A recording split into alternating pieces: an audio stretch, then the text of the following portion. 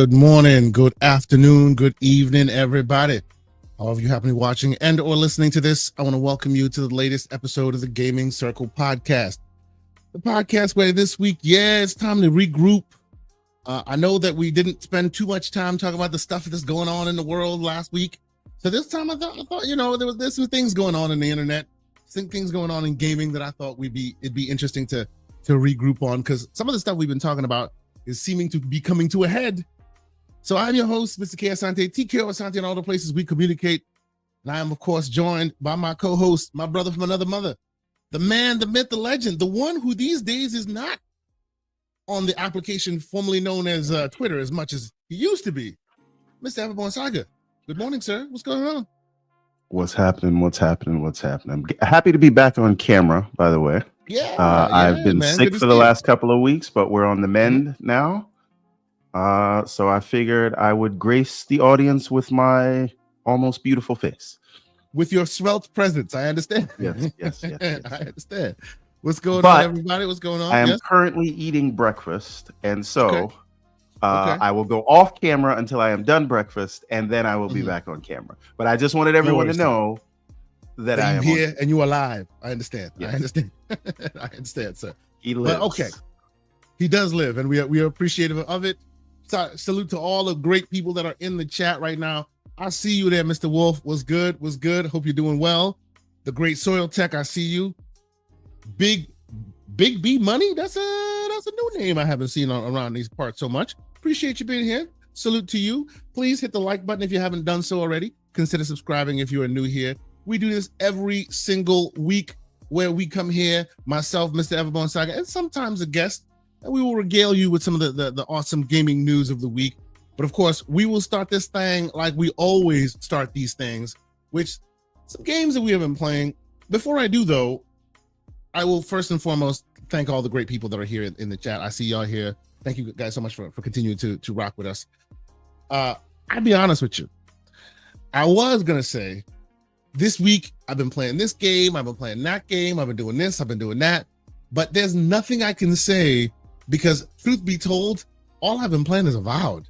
Like, I don't know, man. Everborn Saga, please tell me that between the two of us, you at least have played something interesting or new or not to say that Avowed isn't interesting or new, but it seems like that's what everybody's playing. Is there anything indie or interesting that you have been playing that maybe will be different from the fare that everybody else is doing? Because, bro, Avowed's got its hooks into me, man. I don't know what else to tell everybody. What do you think? So, on the opposite end of the spectrum, I am like you. I have been no-lifing a game, and that has been Blasphemous 2. Okay, so you've been all Blasphemous. Yes, I was playing both Avowed and Blasphemous, right? But I've just been gravitating back towards Blasphemous 2 because, as we know, last month it was Blasphemous 1. Yep. Now I'm on 2. Yep. And I am 43.6 hours in. I don't know. Okay. And he's flexing his Ally X on us. Appreciate you. Speaking of that, I got an Ally X case, bro. You want one? I got an Ally X case that I have nothing to do with. You want it? No. That's okay because I have a very do you even good. Take it out of the case. I have this.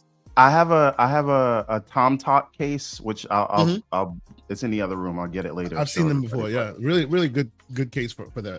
But I don't need anything that's gonna stay on it a while because the device is thick enough. So I don't want anything to make it thicker. I think the size of it is pretty perfect.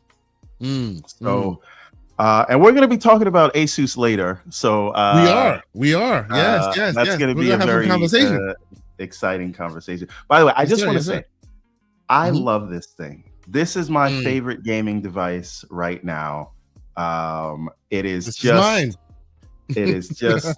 in my opinion, just handheld perfection. All it needs is an update to the Windows UI. And we are in business. But question for you, sir. Not to divert, but question. Have you recently, or since this thing has come about, have you been able to use the what do you call it? The compact mode with your ally and have the controllers work. Why don't we test this right now, sir? Yes. Does it work? We're gonna find out. Okay. Hang on a second. He's gonna do this live. Out of the way. We're doing it live, damn it. We're doing it live. All right. Go. So let's move these things out of the way. It's gonna be a whole thing. It's a whole thing. Let's go. Right. And And now the reason why I asked this is because for a while now, third-party handhelds, like Best Buy handhelds, have had a hard time getting the controller to work. Right? You can get what do you call it? A portable mode working. You can get it to pop up, but then you can't control with the control button with the controllers. It doesn't detect it. But as of yesterday, that works on here now. Didn't know who updated it. I'm not sure if it was 1X Player that did the needful or it was Microsoft, because there's been some updates from both houses recently. Don't know who fixed it, but that now works. Hey, look at the man with the. There you go. The man with the plan. Let's go. What you got? All right. So I have this button is set to the guide button, and this button is set to Windows key plus G, because I have big picture mode. By the way, I just picked up RoboCop for like $10. It's great, right? Isn't RoboCop great? And then that's a great deal. Yeah, Doom 2016 for $1.50 Steam sale. Also, shout out to Mr. MJ Dark from the community. Ice Palace 2 he put me onto. I also picked that up this week. Have not tried it. Gonna play it after Blasphemous. And then Monster Boy and the Cursed Kingdom for $7.49. So $20, and we got 4 games. Anyways, now let's go and press the let's go.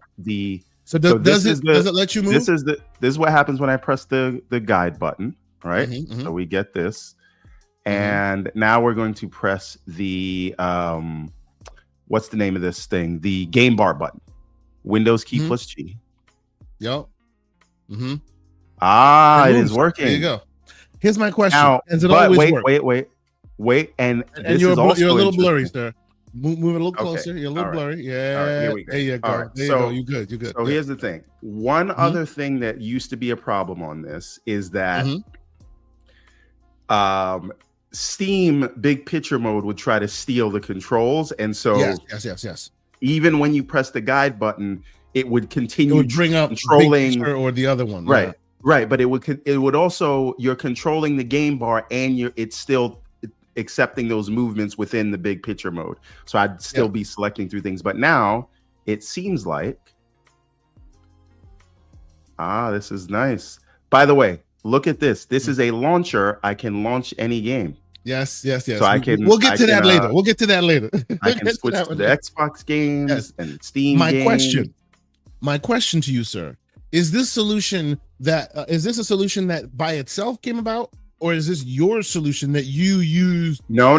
I didn't do anything. I didn't do anything. Okay, so they just figured it out. This was not working before. Yeah, me too. This is what I'm talking about. I just found mine working like a day ago. Shout out to Jason Ronald or whoever's in charge of this stuff, because shout out to the team. I'm just saying. That's very interesting. But by the way, I sent a message to Mr. Wolf. I'm like, bro, check out your 1X Player. The player might actually be working. He's like, so we're gonna see if his is working as well. All right. What were you saying, sir? I like this. No. I was saying if you're using the game bar, I recommend trying this one launcher. Although it's actually not loading right now, so we'll see what the hell that's about. But all right. Tell me more about Blasphemous 2, sir. And actually, maybe we should. This could be a segment for the future. What y'all think? Maybe Mr. Everborn Saga plays the game while he tells us about it. It might be cool. I don't know. I am actually on the final boss. I think it's the final boss. There may be one more. You got to keep the zoom up because it gets a little blurry. What are we doing here? Yeah, exactly. What are we doing here? Yeah, there you go. Yes. I mean, you got to blame the camera, man. I am blaming the cameraman. Oh well, I guess you are. You see what I did there? Yes. I see exactly what you did there. What are we doing? What are we doing? Yeah. The camera has this thing where it likes to zoom into the thing that's closest. You probably have it set to manual. You got to set it to auto. All right. Well, yes. We got to fix that later. That might be a thing. Yes. There you go. Okay. And now slowly back up. Is that gonna work? There it is. It's working. It might be working. Let me get down to where. There you go. All right. Good. So yes. So hit us with some blasphemous talk. And actually, funny enough, what you could tell me, like, why is it? And I just need to know, why is it that everybody's playing Avowed, right? And you started playing Avowed. What got you to go, nah, fam, I'm just gonna switch over and go back to playing what I want, aka Blasphemous 2? My original plan was to say I'm gonna play I'm gonna play Avowed on the 4090 and Blasphemous 2 on the handheld. So whenever I'm like in, but what happened is this sounds like what happened was kind of conversation. No, it's not that. Like, I just found because what happens in these Metroidvanias, when you get to a certain point, things start ramping up very fast. Like, you get a certain ability and now you can travel to new places.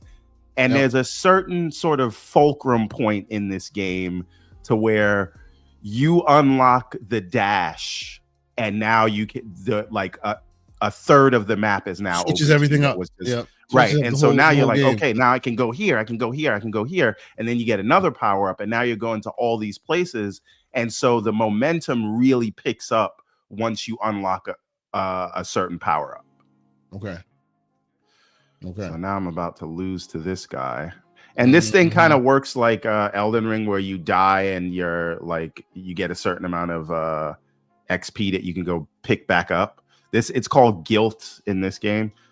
Okay, but it's basically like Elden Ring's system, right? Where it is using Elden Ring's tropes for this game. Am I wrong?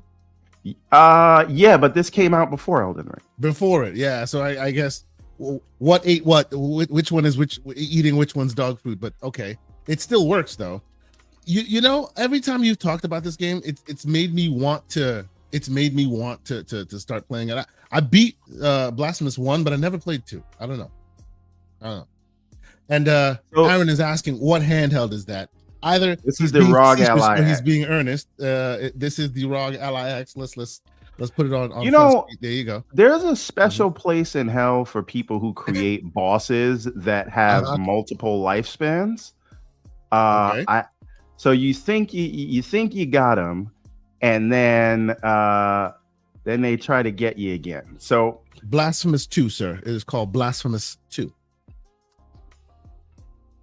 All right. So now he wants to talk to me again before I fight him. But you see, this might be why we shouldn't have a segment, because Everborn Saga can't talk to the public while he's playing the game. This is the final boss. I don't know what you want me to do. You're gonna have to keep these people company until I die. Until you die? Oh, which will be very soon, I'm sure. Anyway, so okay. What is it about Avowed that moved you away from it instead of this? No, there's nothing. Like, I'm you actually just don't like it? I actually think about Avowed when I'm not playing it. But you're still playing this instead. Yes, this is it's nothing to do with Avowed. This is just better because 2D games are superior. Wow. Okay. Well, I don't know what that is a good question. Okay. Well, ladies and gentlemen, that leads us to our first impasse of the day, leading us to our first question for our chat of the day. Ladies and gentlemen, do you agree with Mr. Everborn Saga? They know that I'm right. They just don't want to admit it. Do you think that that 2D games are superior to 3D games? Sound off in the chat, and I'll actually start a poll. Let me create a poll here. 2D games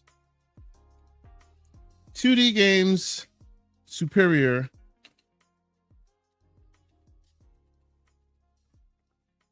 What I love about this game is the builds that you can use. So you can like look at who you're fighting and then change up your build to accommodate what they're again. Jesus Christ. Mm-hmm. You're lucky your footage is not what we're showing on Front Street, because if it was, you'd be looking real sad right now. Only I don't know about that, because I got him like he had a third of his life left in his second lifespan. If he has a third lifespan, I'm gonna quit the game altogether. But we'll see. So we'll leave it there. I will come back to this later. But this is what I've been doing for the last 2 weeks. I'm very excited about the game bar working now. Me too, bro. Me too. Now, here's a question, right? Well, before you ask, real quick for the community, in the chat, we have the question: 2D games superior to 3D games? Answer. Your options are true, false, and graybeards unite, because chances are, if you say true, you are part of the graybeard contingency. Continue, sir. Yeah. So I want to know. I want to get your thoughts on this. Right. We're talking about like. All right. Let's see. Here we go. Okay. So, what are your thoughts on the idea that in Windows, to have a more controller-friendly input, all you need is the game bar, and from the game bar, you can launch everything. Right, you can launch. Right, but there should. Okay, think about on your Xbox. Right, you press the guide button. There's a little thing that comes up on the side. You can get to your settings, or you can get back out to the dashboard. Right, and the dashboard is how you launch everything. So what if it's just the game bar? It'll have your TDP controls. It'll have access to your friends list. It'll have different configurable widgets, like to, kill a game, launch a game, whatever, last 5 games, and a link, not a link, but like a button to launch the Xbox app, which will serve as your dashboard, your main homepage on the Xbox, right? And from there, you'd be able to launch your Xbox games, your Steam games, your Epic games, because you'd be able to add other games from other launchers right into the Xbox app. Do you think that's a suitable way to go to make Windows more controller friendly, or do you need something more involved? Okay, so in this paradigm you described, would the game bar is your Xbox guide, and from just like on Xbox, it's from the guide that you will launch your home screen. So what is the default home screen of this paradigm you described? Is it the desktop, or is there a dashboard UI? It is the Xbox app, right? But you're all control, like, because again, if you just think of what the user interaction is, if you go to your Xbox right now, all those out there in YouTube land, if you're watching this show, turn on your Xbox right now. How do you access your home screen? The menu button, right? You press the guide button. Yes, sir. Right, and then you can get to your home screen. What if that home screen was just the Xbox app, and it had the ability to launch all of your games that you have installed right from there? Do you need more than that? Okay, I hear you. But then what is the real estate when you launch your device? Because that real estate must be useful in some way.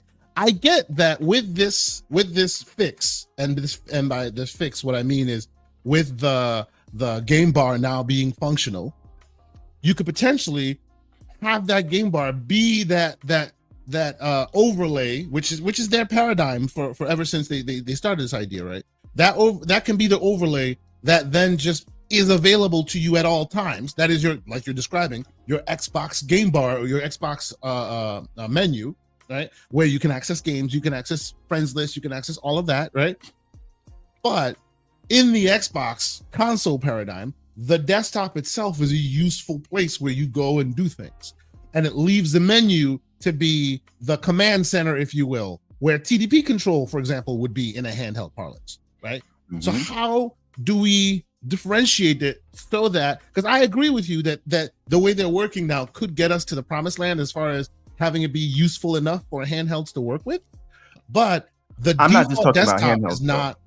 You're talking about just in general, the future of game of yeah.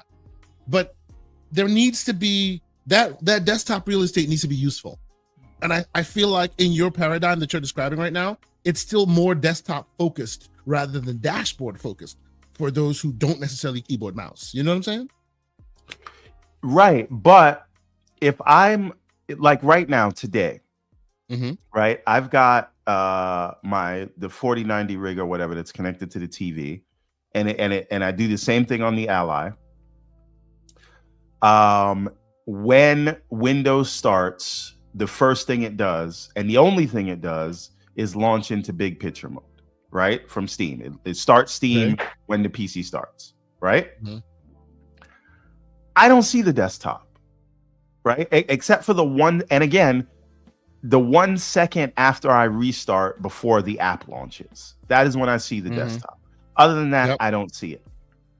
Now, the thing about that is in Steam, I'm really only seeing the games I bought from Steam. I'm not seeing my Game Pass library. And there are tools that you can use to do this. UWP Hook, look it up if you want to add your Game Pass games to Steam. But it's still a lot of extra work that you may not like want to do. So you want this thing handled normally. What I'm saying is, if instead of launching Steam to start in big picture mode when the PC starts, if I just launched into the Xbox app, provided which it does, which it lets you do today, like right now today, you can launch into the app Xbox is not, you know. Continue. Right, but let's assume they fix the app from a UI UX perspective. If my PC launches directly into that app, and that app allows me to launch all the games from all of my launchers, and which I can it does get currently. Back, no, I mean it doesn't. You can only do your Xbox.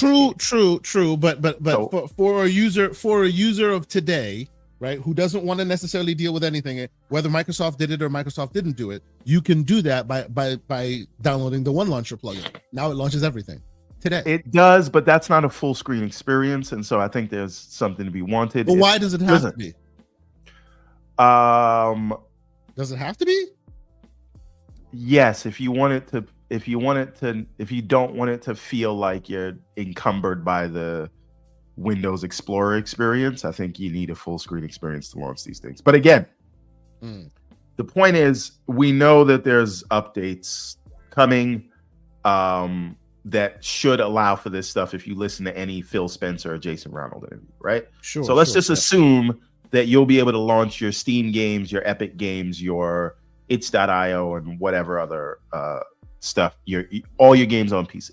So what I'm saying is, if your PC launches directly into the Xbox app, and the Xbox app allows you to launch all your other games outside of Xbox, and you can always get back to it with a press of the guide button to bring up the game bar and then going into the home screen just like you do on your Xbox console, my question is for you and the audience here, is that enough to fix Windows, or do we need something more sweeping? And if we do need something more sweeping, when would that be? What would that be if we need something more sweeping?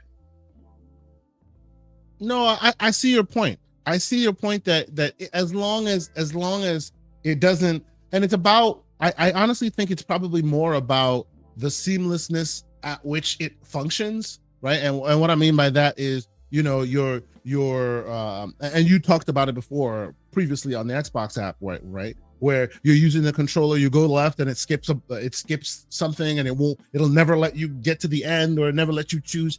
As long as the UI UX is worked in a way where it's seamless, where it doesn't skip highlights and things, that could work, right? Like what you're describing could be the way it works. It's just because people know that it wasn't built for it, and we all know it wasn't built for it, and it keeps manifesting some unaccepted consequences, right, with the highlighting and the how you navigate it.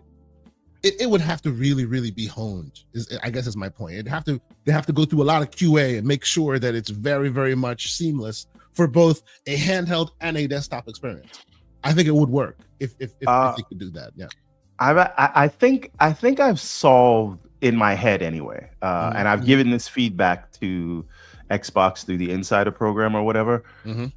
I think the biggest issue with the Xbox app user experience now is the sidebar menu never goes away, right? If you look at any other sort of interface, even their cloud interface, that left navigation bar should be gone and then come back when you need it, right? Okay. So and I'll if I may, let me see if I can let me see. Yeah. No, you could give it a or shot. do you want to share your screen? Can you get the Xbox app up there? Or do you want me to do it? You give it a shot if you can. Mine is not on right now, so we should do this more. This is good. Yeah, but I honestly think that with the UI working, with the controller working, I see where they're going. Right? I still don't think they're 100% there yet, but I can see where they're going now. And as long as they like, hone it a bit more, it could work where it does not necessarily have the Xbox UI that you and I are used to, but it could still function the way you want it to function. You know what I'm saying? Now let me share your screen here. Hold on. Oh. All right. So okay, let me do this. So move, and then we add, and there we are. There you are. All right. So the thing is, I think that I have it in compact mode right now. I think that this bar go away completely. Go away. Yeah. And then when you press a button, it'll come back up. Right? Yes. It should pop away all the way. And what I do is see that bottom bar, this bar here, I also get it gone. So it's like the full screen. So if that sidebar were to be gone and the bottom bar completely gone, now you got your console UI. Yes. Right. And again, if we look at this, right, I'm in this top row here. If I go to the left, tell me, this is going to be this is sorry for this crash course in UI UX, but hey, we're doing it. Let's go. I'm in the top row here. Where is, if I go to the left, where am I going to go on the side menu? It should go on the side menu straight to home. It should touch home. Let's see what happens. We're in the cloud tab now. Very weird. Now, if I go, let's say down here, where does it go? It should. I guess it'll go back to the cloud again. I guess since it went there last time. Goes to the store. All right, that's ridiculous. This is so weird. So this is the weird thing about it, right? It's just you don't know where it's gonna go when you control it with a controller. Now, and here's the thing: the reason you don't notice this in other apps is because that menu on the side is callable, right? Yeah. So I'm gonna switch cameras again and show you what I mean in big picture mode. So hold on. Okay. This man came with the tools this morning. Here we go. This is great. All right. So all right. If we look here, let's maximize you here. There you go. Right. So if we look here, I'm gonna call. So now we're in this menu, right? I know exactly what's happening. I don't have to think about where that cursor is gonna go, and it doesn't break my brain because I have to press a button to call the side menu. Right. I get it. This is the thing, and it works the same way on your Xbox console as well. And I'm going to show you one last thing. Now go back to my screen share if you can, sir. Okay. I will go back to your screen share if I can. Yes, and right there. All right. So now we will. Let's open a new window, and we're gonna. Man is cooking with gas this morning. He's cooking with gas. .com /play. /play.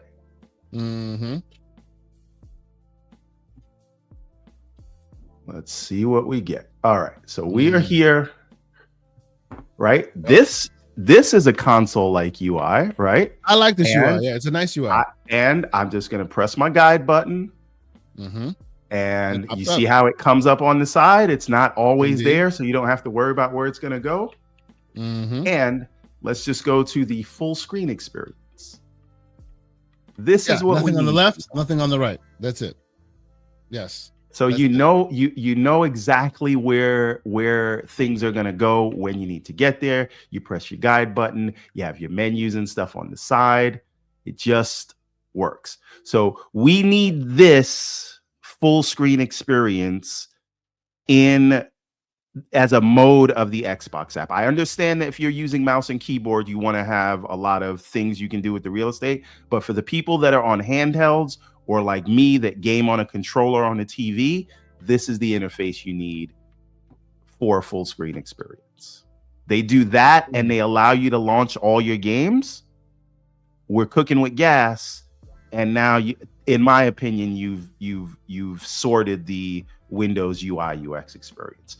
What do you guys think? Yeah, I don't disagree with you, sir. I think it's an interesting plan. It just requires some tuning, sir. That's the problem. It requires some tuning, and we shall see if they are up to the task. Not like they haven't had multiple years, but whatever. No, we shall see up to the task. Now. It is interesting, and I guess we can move on to like real game talk right now or news talk right now, because what you bring up dovetails nicely into one of the first stories I wanted to talk about, which is rumor and speculation. But let's be clear. Here come Paris with the Sonic hating right on cue. Yes, Paris Lily says, "I think Sonic is the Wish version of Mario." Completely unprovoked. Completely unprovoked Sonic Slam. Yes. Now, what I wanted to say though is, and by the way, shout out to the great Paris Lily. Appreciate you being here. Thank you, sir. What I wanted to say was, did you hear the rumor, sir, that SteamOS is coming to a desktop near you? Can you bring up that article, because this is interesting. When you say it's coming to desktop, that's different from just saying we're releasing SteamOS for people to put on handhelds. Or am I wrong? No. This is basically that. It's coming to an desktop ISO near PCs. you, so that you yourself can install it. Right. This is basically and where is this coming from? This is coming from sadly, it's Bradley, a known leaker. He's leaked a lot of Steam stuff. He leaked the Steam Deck OLED. He's been leaking a lot of information about the next Steam VR headset that's coming out. All factual things. So far, his track record has been impeccable, and he's saying it's almost here, right? And there's a lot of more details and more to get in there. But the reason I bring this up is because this is looking more and more like we will probably find ourselves in a world where Steam will offer you a way of installing SteamOS a la Bazite before Microsoft offers you a Steam a console like UI offers what I just showed. Yes. That seems to be the world we're heading towards, and I want to know your thoughts on that. Do you think that is as crazy as I do, since they've been working on this for so long? So here's the thing. I think a lot of people don't realize that Valve is as small of a company as it is, right? So like, I know a lot of us have been waiting on SteamOS for a while, but like Valve literally has like only 300 employees. Yep. Right? To be running, the largest PC storefront in the world, and then like building an OS, and you only have 300 people or 300 nuts, right? And some odd people, and some of those people are janitors, and some of those people are like finance people. Not all of them are developers that are working on this stuff, right? It's wild, but I understand why these things take so long. What I don't understand, and by the way, real quick, the exact number as per Salesforce or Statisia in 2021, 336 people working at Valve. This is what I mean. So for them to build an OS that's going to basically be, and again, a lot of the work that remember what this is built on is open source, and I'm sure I see you, Pixel. Pixel's in here this morning with he ate his Wheaties. He got the hammer out. He's ready to hit some people. Oh boy. Okay. Right. Also, can you go up to just scroll back up? I think Dorian Gray had a comment. He's being a little facetious, but I do think it's a point. I think there's something we can gain from it. Is it this one? Yes. The ship of Dumpsis. I don't know what that means. Yes, but at what point is a PC not a PC because you've neutered it to death? Here's the thing. Yep. There are different ways to engage in PC, right? You could be at a desk, and if you normally game at a desk with a mouse and keyboard, this is neutered to you, right? Yep. But if you game on handheld, you don't need the mouse and keyboard very cluttered interface. You need something that is clean and easy to get to what you're trying to do. And the same thing goes for if you do what I do, which is connect your big 4090 PC to a TV where you don't want to pull out a mouse and keyboard just to get basic things done. And so this sort of UI UX experience is necessary for other ways of gaming that are not at your desk. Mm-hmm. So if you game at your desk, this you can sit down. This doesn't apply to you. But if you game on the TV or you game on a handheld and you want to be on PC, these things are important and necessary. And to your point, further to your point, I advocate that Microsoft's Windows can still be useful in this space. Is it what it needs to be today? No, but that's not because it's impossible, but that's because people haven't taken the steps necessary to get it there, right? It can get there, so much so that some of us within the gaming sphere have taken it upon themselves to neuter, to strip all the needless stuff out of Windows and to replace the shell and all this. It exists and it can exist, right? If it couldn't exist, then I'd be like, yo, man, if you want one of those, just install a Linux flavor, install SteamOS and call it a day, right? Microsoft's Windows OS can do it. And it has a lot of compatibility that we enjoy.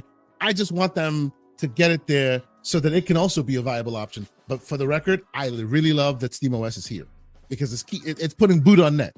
Right, it's putting foot on gas. It's making this move in the right direction.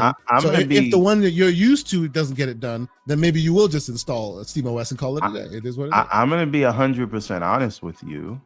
What's that? If SteamOS had like support with like drivers for NVIDIA, I would just install SteamOS and call it a day. At this point, we'll see what happens in the future, but that's what I would do right now. The reason I won't do that, you specifically have a specific use case because you play no games that require anti-cheat, so you have no problem. Right, and there'll be other reasons for that, but compatibility is why you want to go Windows. So all I need from Windows or Microsoft at this point is to give me the user experience that Valve has given me, meaning controller first. Yes. Absolutely, which I think they can do. Right, I think they can do it. It's just, why are you guys taking so long? Why are you taking so long? You know, it is what it is. But okay, so ladies and gentlemen in the chat, thank you so much for being here. As we always say, please hit the like button if you haven't done so already. We appreciate all 144 folks between the Twitters and the YouTubes and all those places that we communicate that are watching this.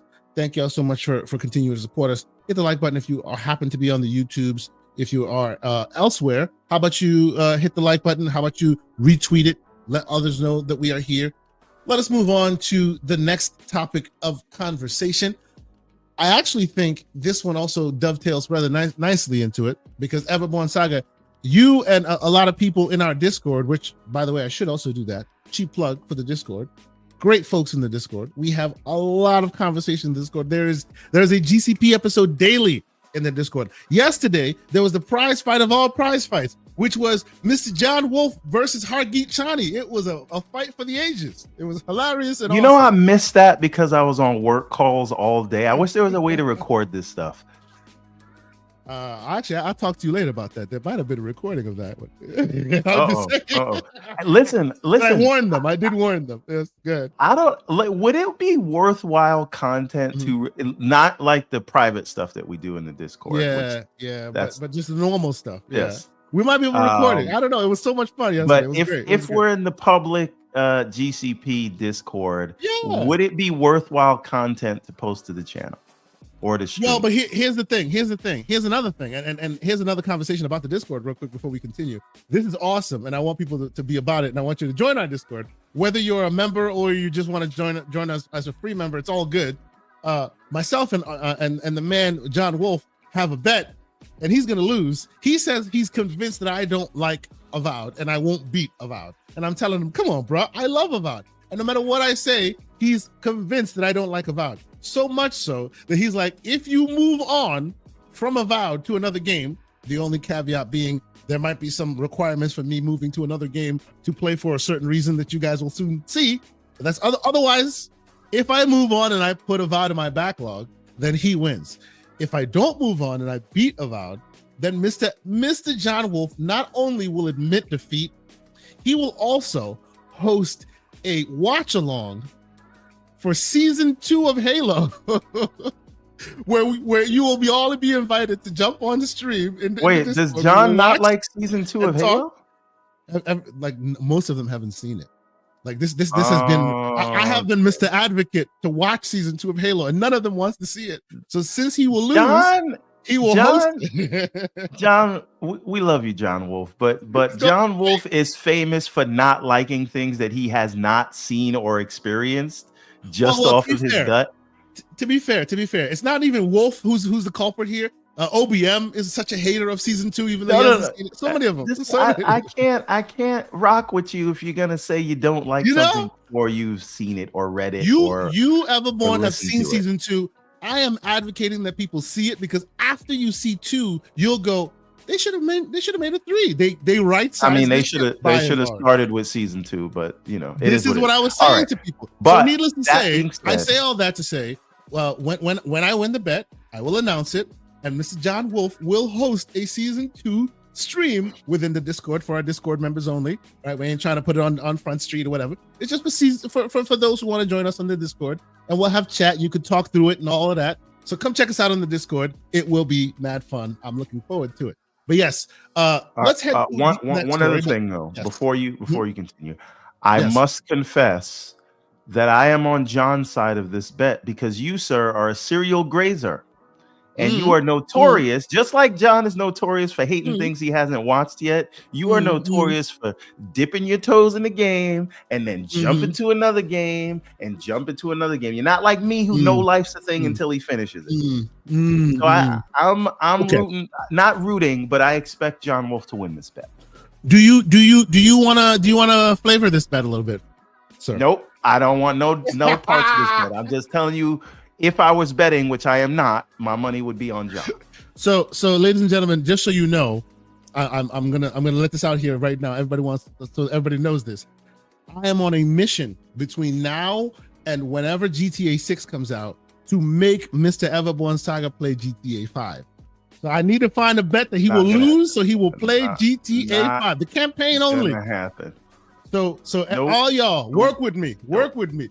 This man will play GTA. This is mission of life right now. The man will play GTA 5 because he needs to. It is what it is. But okay, let us move forward. So another bet, because this came about, we digressed because of a bet. But another bet that came about, that this is actually not my bet, but it was really interesting when this information came out. I remembered the bet that you and the gentleman in the Discord have had, which is that the Switch is coming out. And it's probably gonna be damn expensive. Probably more than $400. Now, the bet that y'all had, if I recall, was that it was gonna be $450 without a dock. Is that the case? Well, no. We need to clarify because I don't want Lucius Augustus no smoke trying to kill me. But the price has nothing to do with it. It is that I factored the pricing that I expect in my decision making, which was. They are trying to get it at a $399 price, and as such, they will not include a dock. But the bet is only whether it will come with a dock or not at launch. That is all that the bet is. It has nothing to do with the price. Now, I will say that I believe that they are not crazy enough to launch the thing at $499. But if they did launch it at $499, it would include a dock. but that is not a part of the bet. So I just want to clarify that. Okay. The bet is only it's all about the dock itself. The dock. And the only reason I say that it won't is because I believe that they will launch this thing at $399, but that's not, the price is not a part of the bet, if that makes any sense. Now, Lucius, who is in on this bet, as long with John, Lucius believes that it will be $499. And so that's why he thinks it will come with a dock. Come with a dock. So are you saying that $399 with no dock? And let's clear this up here. So are we saying that if it was clear that it was $399, right? If it was a fact that it was $399, then Lucius would agree with you that it's not coming with a dock? I don't know, but I will say if it comes out and it's $449 or $499 with a dock, I would still lose. Right? Because it comes with a dock. So dock or no dock is your winning bet. Okay. Yes. Understood. Price is not involved, but I don't believe it'll be $499. Before we move forward, let's finish the last poll here, which was 2D games superior to 3D games. Of the 67 people that voted, you all have a moment before I hit the end button here. Of the 67 people that voted, 24% said true, which means 2D games are better than 3D games. And then 48% of that voting public said false. 2D games are not better, but I kind of think this one goes to the 2D game superior crowd because gray beards unite 28%. So combine the 28 and the 24. I suspect the true and the 28 are the same ones. So y'all think 2D games are probably more superior than 3D. I'll give you that one. That's because they are. That's good. It's not that. It's not rocket surgery. See, you know what though? I think that I agree with you because I think one of the greatest 2D games ever made, one of the greatest games ever made is a game like Tetris, for example. But I would say that the greatest, the pinnacle, highest level 3D game is probably more complicated and much more of an achievement. Complicated than the best 2D game. Doesn't mean better. This Not is the thing. Yes. Graphical fidelity doesn't mean better. When I define better, I define it in multiple stages: gameplay, technical achievement, all of that, right? And I feel like in the 3D space, you have a higher to go than the 2D space. So potentially the best 3D game would be better than the best 2D game because there's a lot more in the tank in 3D than 2D. Just my thought. I don't know. But I agree with you that some of the best games in the world are 2D games, no doubt. But okay, so I would assume then that you are not surprised that the Switch is coming in at or this report is saying that it's coming in at $400 plus. I think it's going to be a struggle to get it at $399, but I think $399 is where they go, and the first place that they will skimp out on is the dock, and I guarantee you're not getting an OLED screen because they're going to sell that to you later. Oh no, definitely not. Yeah, why would they sell you? Why would they sell you that again? If like then there's nowhere for them to go. They have to be able to give you the Switch 2 OLED eventually. Yeah, Switch 2. So Switch 2 price point, ladies and gentlemen. Where do you all think it will fall? Do you think it will be? Let's see. What's a good beginner? What is it? $399 or $299? $299, right? No chance it's going to be $299. Forget about that. Okay, no chance to be $299. All right, and then there's $399. Right, and is there $350 or does it go straight to $499? You mean $450? Not $450. I'm sorry. I think the prices we're playing with are $399, $449, or $499. But I think I'm gonna lean towards $399. Here's the thing. Let me ask you guys in the chat. Okay.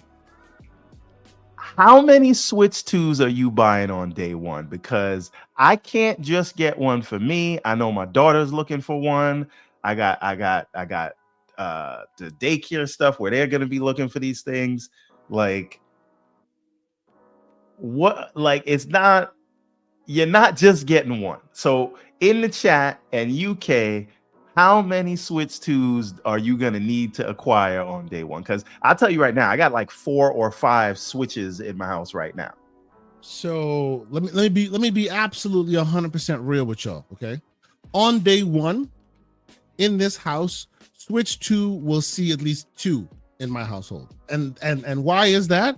Because screwed up kids. They ain't getting one from me. No, they gonna keep their lights. You talking tough now. Lights. We'll see. They keeping their lights. You know why? Because I need two. One that I run with as the daily, and one that I play with, because the first versions are always the ones that are most acceptable. So we need two day one. But ultimately, the household will probably get 3 or 4, because the kids will want theirs eventually. We shall see. We'll see how it goes. But yes, that's me. What about you, man? This is provided I can get them, right? So at least one, but I'm probably gonna have to get about 3 of them some bitches. Yep. Because at least 3. Yep. I'm at least good for 2. We shall see. But yeah, it's not gonna be a good. See, Karate Laundry says he'll wait a year. That's the way to go, man. Yeah, Karate Laundromat. I don't believe you. I think the FOMO is gonna get you. Just because the FOMO gets you, sir, does not necessarily mean it gets everybody else. Stop John Wolfing over here. I'm just telling you, I don't believe you. I think we're gonna hear Karate Laundromat talk. It depends on the games they launch with, right? And I don't know what does it for you, Karate Laundromat. Maybe it's a new Zelda game, maybe it's a new Mario game, maybe it's a Mario Kart. But if they have one of those in close to launch, I believe you're gonna fold, sir.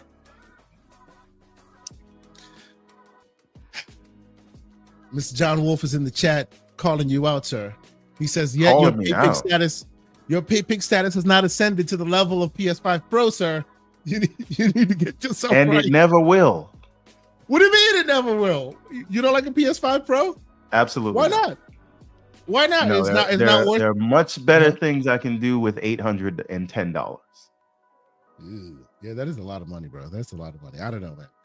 That's another question for the chat. I know some of our community members were gung-ho day one on the PS5 Pro. I ended up not going for it. I may at some point, who knows? But I ultimately right now I don't see its value. Did anybody buy some? Are there people? I know Soil Tech got one. I know Mr. I know Mr. John Wolf got one. Did anybody else get one? Like, and what are their experiences with it so far? Wait a minute. I'm not sure. Yeah. Wait a minute. I just want you to go to John Wolf's comment. Uh-oh. What's he doing? Scorned Xbox lover, you all didn't buy the Pro because you all scored. Sir, I'm going to argue that that is the reason. Look into a mirror. You only bought the Pro because you were scored. You are scored. Absolutely. Yes. You only pretzel your neck backwards to look at her because you don't like what's on your arm right now. You just don't want to admit it. John is just like, I can't quit you. Oh man, you just brought yourself to that firing squad, sir. What are you doing? Okay. Anyway, let's move on. This small story came about yesterday that I thought was super interesting that I wanted to ask you about, to see if this is something that's worthy, something that maybe our community might think, hey, this is actually a pretty good look. Right, we've been talking about this whole time about Xbox's moves and their Play Anywhere and this, that, and the third. They're now putting more emphasis on this initiative that they are calling Stream Games You Own. And one of the first ones will be Assassin's Creed Shadows. Yes, sir. One thing, can we just highlight Rashawn Eppinger's comment?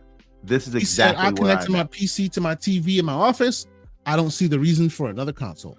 I will probably never buy another under the TV console because it's just become so good or easy to connect the PC, and you don't have to worry about all the stuff that comes with the console. So, and especially since we know they're working on the UI, I just don't. Not handhelds, on the other hand, is a completely different thing. But under the TV console, I think I am done with that life. But sorry. So continue, sir.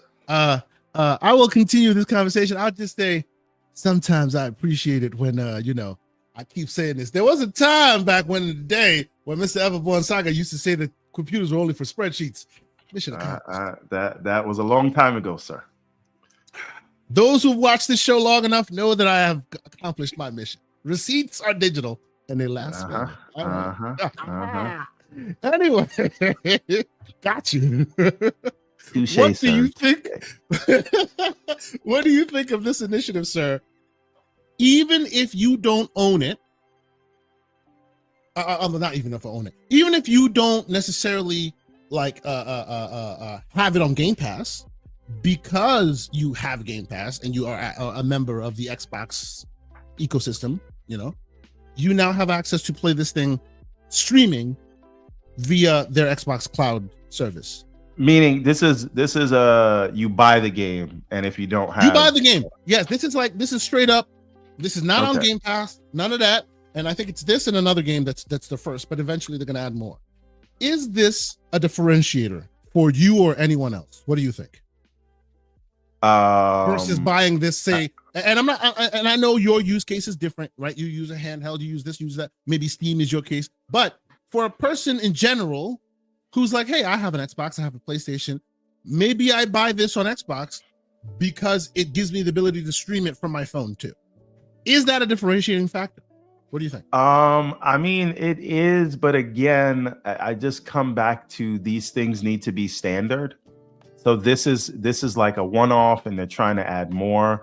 But I'd love to see them get to a place where I don't have to think about it, and I could buy a game and just play it on the cloud.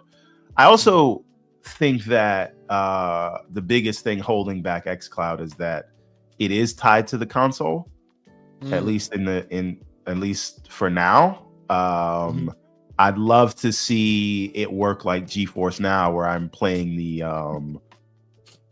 the gospel of the CEG. Absolutely.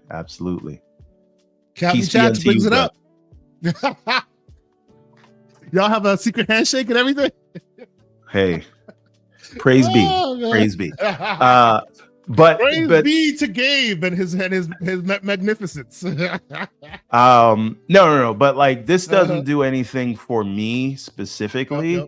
But I do think xCloud would be in a lot better place if every game that you bought you could just play on the cloud and not think about it. And I think that's if I had that confidence of I buy it, I can stream it, or I can play it on PC or console, and I don't have to think about what deal Microsoft was able to work out with a specific publisher, then we're cooking with gas, as they say. Until then, because I have to think about that, I'd rather just buy the game somewhere where I don't have to think about that, if that makes any sense. Yeah, I feel you. Absolutely. It so far it's too much in one-off territory for it to really be something. Right. Yeah, so for example, a lot of people subscribe to Game Pass Ultimate because of that promise. They don't have to think about it. If it is a first-party game from Xbox, it will be in Game Pass. It's yours. That's it. Yes. You don't think about it. With that confidence, I can make a purchase. With this and Play Anywhere, I don't have that confidence. What I do have confidence in is if I buy a game on Steam, I can play it on my Steam Deck, or I can play it on my ROG Ally, or I can play it on my 4090, and it will be the same experience, and my save will carry across over. the board. Yep, Doesn't matter to the device. Yep. So that confidence is what gives consumers a way to comfortably invest in these things. So they're not there yet. I like the idea, but I don't have the confidence yet. Yeah. Rick L in the chat says stream with HDR like GeForce Now. xCloud doesn't allow that. So Rick, I will say, while they don't allow that today, there is rumor and speculation that the transition is slowly starting, where eventually you're going to start seeing, how xCloud, every time we have this conversation, I always say it's not a fair comparison, because xCloud is basically consoles and GeForce is basically PCs, right? Consoles in the cloud versus PCs in the cloud. They are seemingly transitioning slowly to now Azure proper blades in the cloud. And when they get there, you may see more like for like performance. I'm not sure if HDR becomes one of them. I wouldn't be surprised if it is, because they pioneered it, auto HDR. But it looks like they're transitioning in that way. And when they do, I suspect, much like back in the day when it was 720p versus 1080p, you'll see one game or two games will be extra special looking because those are running on the blades, and then slowly over time, all of them will start to. So give it some time. I'm sure you'll start to see that they'll be far more competitive. Then, by the way, I'll be looking forward to that GeForce versus xCloud comparison at that point, because then you're talking like for like at that point, right? Then it's NVIDIA's GeForce's power versus Azure's power, and seeing which one does better, right? Latency and performance. So we shall see on that one. And then, of course, the great Floodzilla is here to let us all know that consoles are irrelevant. Yes, the virtual tomatoes go to him. He is the man of the Penguin contingency, the Linux lover. Go ahead and hit him with the virtual tomatoes. I didn't say that. I'm just reading the message. Anyway. So, the great Sith Lord is member for 11 months. Thank you, Sith Lord. He says, wow, Everborn on camera. It's my birthday weekday. Thank you. And it is his birthday week. Thank you. Thank you. Thank you for being here. The great Sith Lord. Thank you so much for your continued support. And then, of course, oh wow, new member, new person, I suspect. Sports and Gaming TV with a $10 super chat and says, K and Saga, should I get a good deal on a PS5 Pro $500 or get a ROG Ally X? I would be upgrading for about 200-ish after I sell my Slim, considering the Ally X to get into PC / Steam. Thoughts? Everborn, I'll let you tackle that one first. Okay. This is a difficult one. You already have does he already have a PS5? Yeah. He already has a PS5. Yeah. He says he wants to sell his Slim. So that means he already has a PS5. Yeah.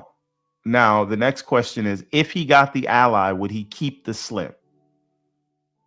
Yeah, that's a good question. If you are still in the chat, Sports, how about you let us know? So I don't want to tell you to do. Oh yes, he's in the chat and he says yes, he would keep his Slim.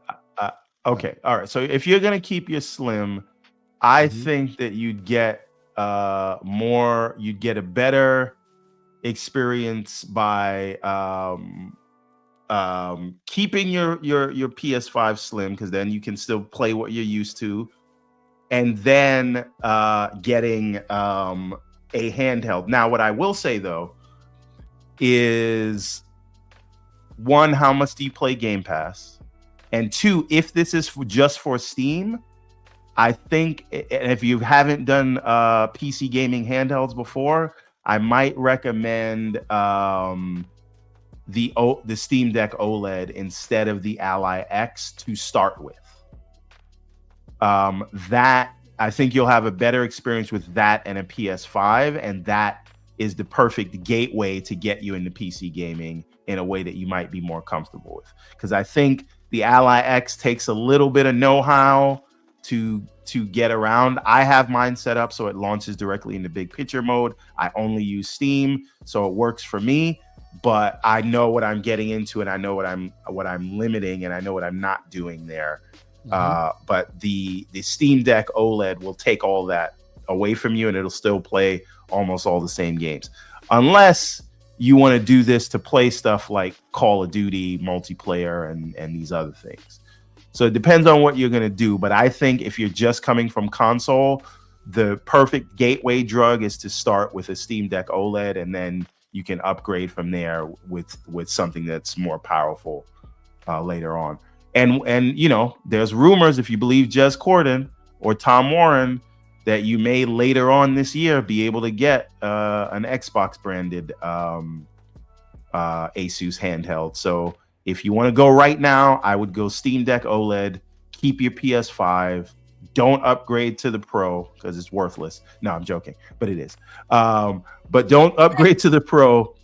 Damn. Take that money, get a Steam Deck OLED, get into the Steam ecosystem, and from there, later on this year, maybe next year, you go and get one of these more powerful handhelds after you're already ingratiated in the handheld stuff.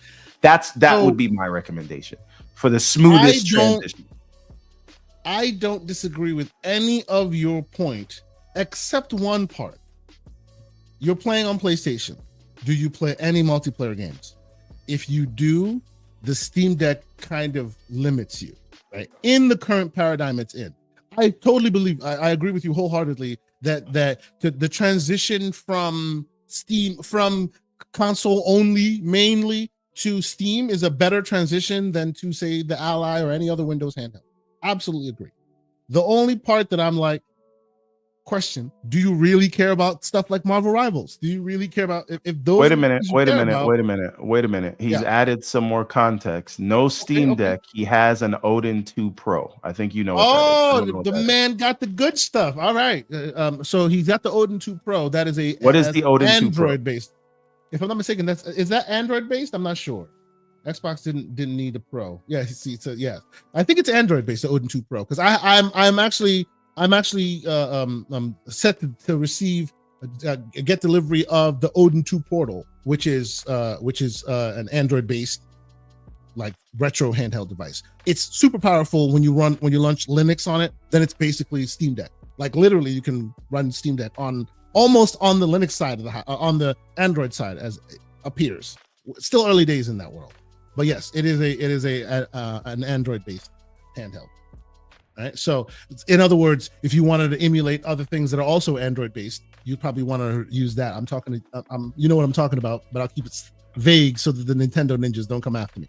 But yes, that's what that handheld is really good at. But anyway, so yeah, I think I agree with all that advice. Again, I would only caveat that by saying, like, it works best for you if you are a single player gamer. If you're a single player gamer, go in on Steam. You will have a great time. You'll have no issue. The Steam sales will be awesome. It's awesome, right? But if you are not a single player only gamer, meaning you have games that require anti-cheat of any kind, I would for now steer clear of Valve or Steam, because every single game that has anti-cheat either starts not supporting them or eventually stop supporting them, because that's just the way it is. Anti-cheat is a problem on that platform, right? I don't care because I'm not really a multiplayer gamer like that. Neither does Mr. Everborn Saga, because he's not a multiplayer gamer like that. If you are a multiplayer gamer like that, then I would be careful of Valve for now until they solve that problem, properly. But yeah, great question. Appreciate your support. Thank you for being here. But okay, let us move on. I think we should talk. Last thing I will say. Please. If he's comfortable going to Windows and he needs those multiplayer games, you cannot go wrong with the Ally X. From ergonomics to battery life to all that jazz, I cannot. I game the most on that device. I would, though, say if you waited this long, you probably want to wait a little longer, because we're so close to the next gen cratering that unless you find like an undeniable deal for the X, I could say hold off for now until the next gen stuff breaks, because Lenovo's breaking soon. We already know Microsoft might be announced. Like the Ally X has ruled the roost for a little too long. It's past its prime at this point. So unless you find like a undeniable deal, I'd wait a little bit. Yeah, this is another thing. That's a good point. Now, if you can get that Ally X for like $500 or less, I would. Oh, undeniable. Do it. Yes. If it's $500 or less for the Z1, hands down, go for the Ally. We're talking about the Ally X, right? The X. Yes. Not the regular one. The regular Ally can get. What I said for the Z1. The reason why I said the Z1 is because if you get an Ally X for $500, get it. Hell, if you get a Lenovo Legion Go 1, which also has the Z1 Extreme, if you get that for $500, get it, because either of them are excellent at that price point. But we believe that Asus is going to release a new device this year. So maybe wait and see what those are looking like before we believe like Asus is going to release one. We know for sure that Lenovo is going to release at least 2 devices this year. They've already released one, right? So MSI is in play. I hear the Claw is super interesting. It's actually doing very well, like better than we had expected. So if you have waited this long, I would say set your budget limit till about September, October, right there, and that's when I buy, because by then you'll see everything that's available. And you might be able to get an Ally X for even cheaper once the cheaper. Absolutely. Yep. Hold. To quote Mel Gibson in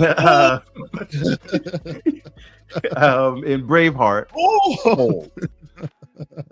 All right. Let's move on. Yes. So And another story that I found interesting, and I just want to hear your thoughts on this one. This is just a short little thing that I saw that I was like, hey, that's kind of cool. People Can Fly, remember them? They worked on Gears Judgment. The last time we heard about them, they had a deal with Microsoft where they were working on something.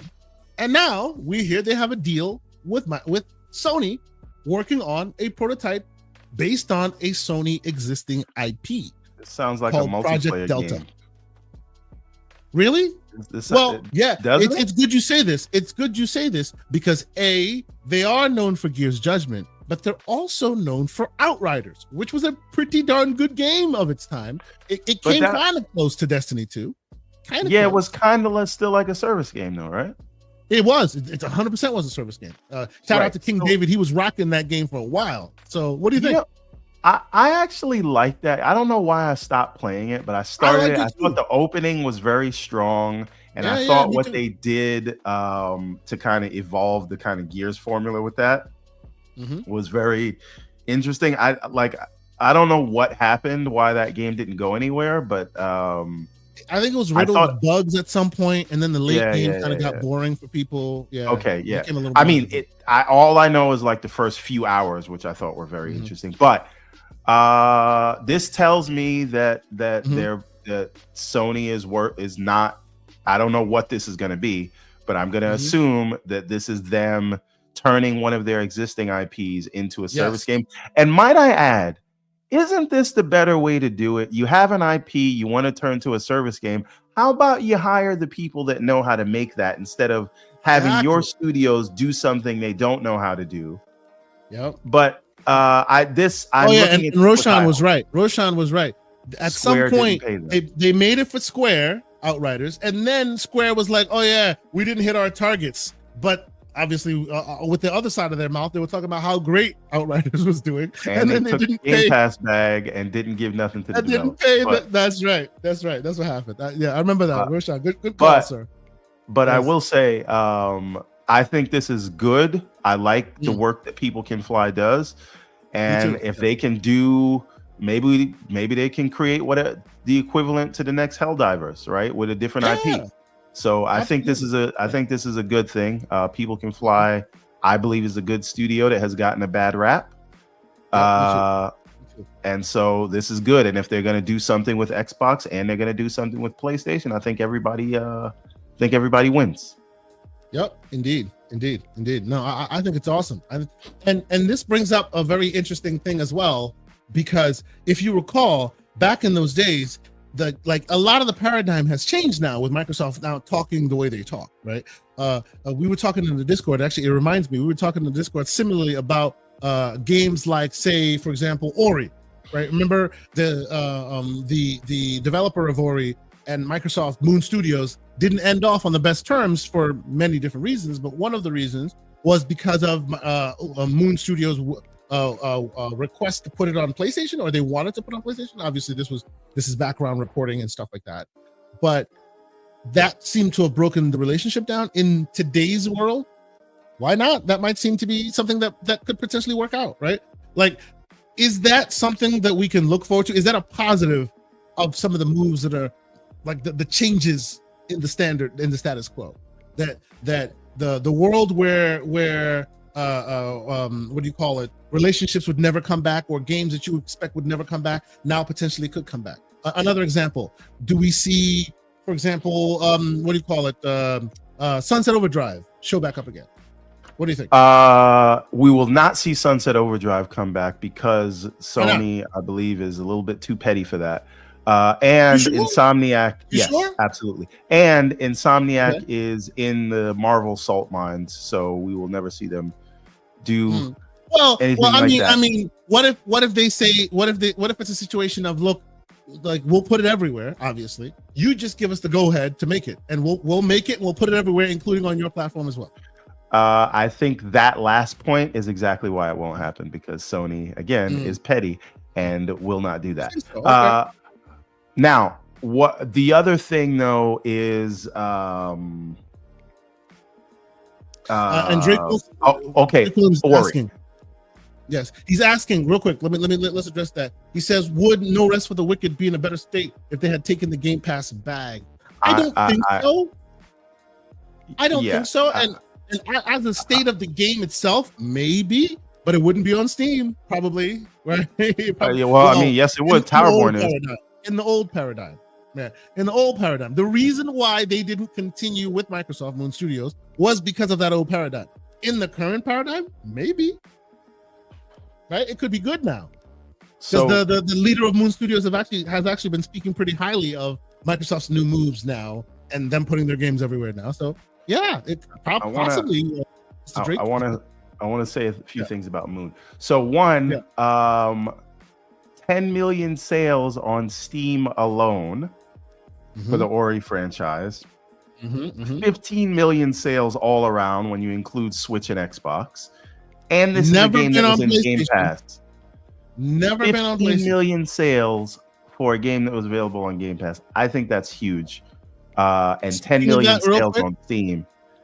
Speaking of that real quick, I think there's a world, and I know we've been having this conversation. This is a continuation of a conversation we've had on Discord, right? And I said this to Sycamore a couple of days ago. Right now, all this makes me hope for Ori 3.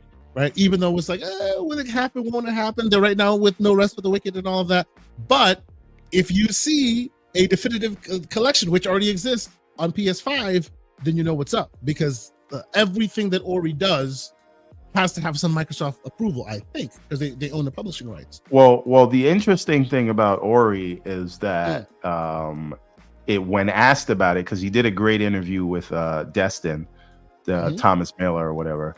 He can't even speak about it. So when you can't speak about it, like if nothing was happening, you'd say nothing's happening. If you can't speak about it, that means you're probably in negotiations. And the reason I say this is if you look at the No Rest for the Wicked dev diary they just did to show off the new update, which is another thing we didn't talk about, fully independent now, because when Take-Two sold off Private Division, they could not talk about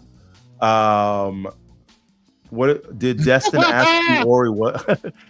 Haha! See what you did there. Like that slander, sir. Appreciate you. But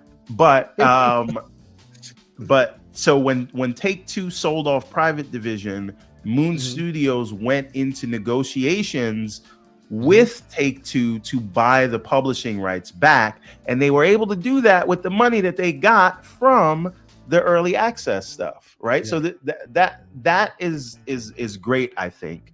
So them being able to publish this fully independently, I think it's a huge like big deal. Just especially if you're independent or you support independent. And by the way, let's not get it twisted. To go at it on their own. Let's not get it twisted. This game, if you haven't played it, you've heard me speak highly of this game. It is effing, and that's my one, beautiful. Holy crap, you gotta play it. It's so good looking. It's so good. I can't wait for this thing to be a 1.0. It looks so good. Anyway, go ahead.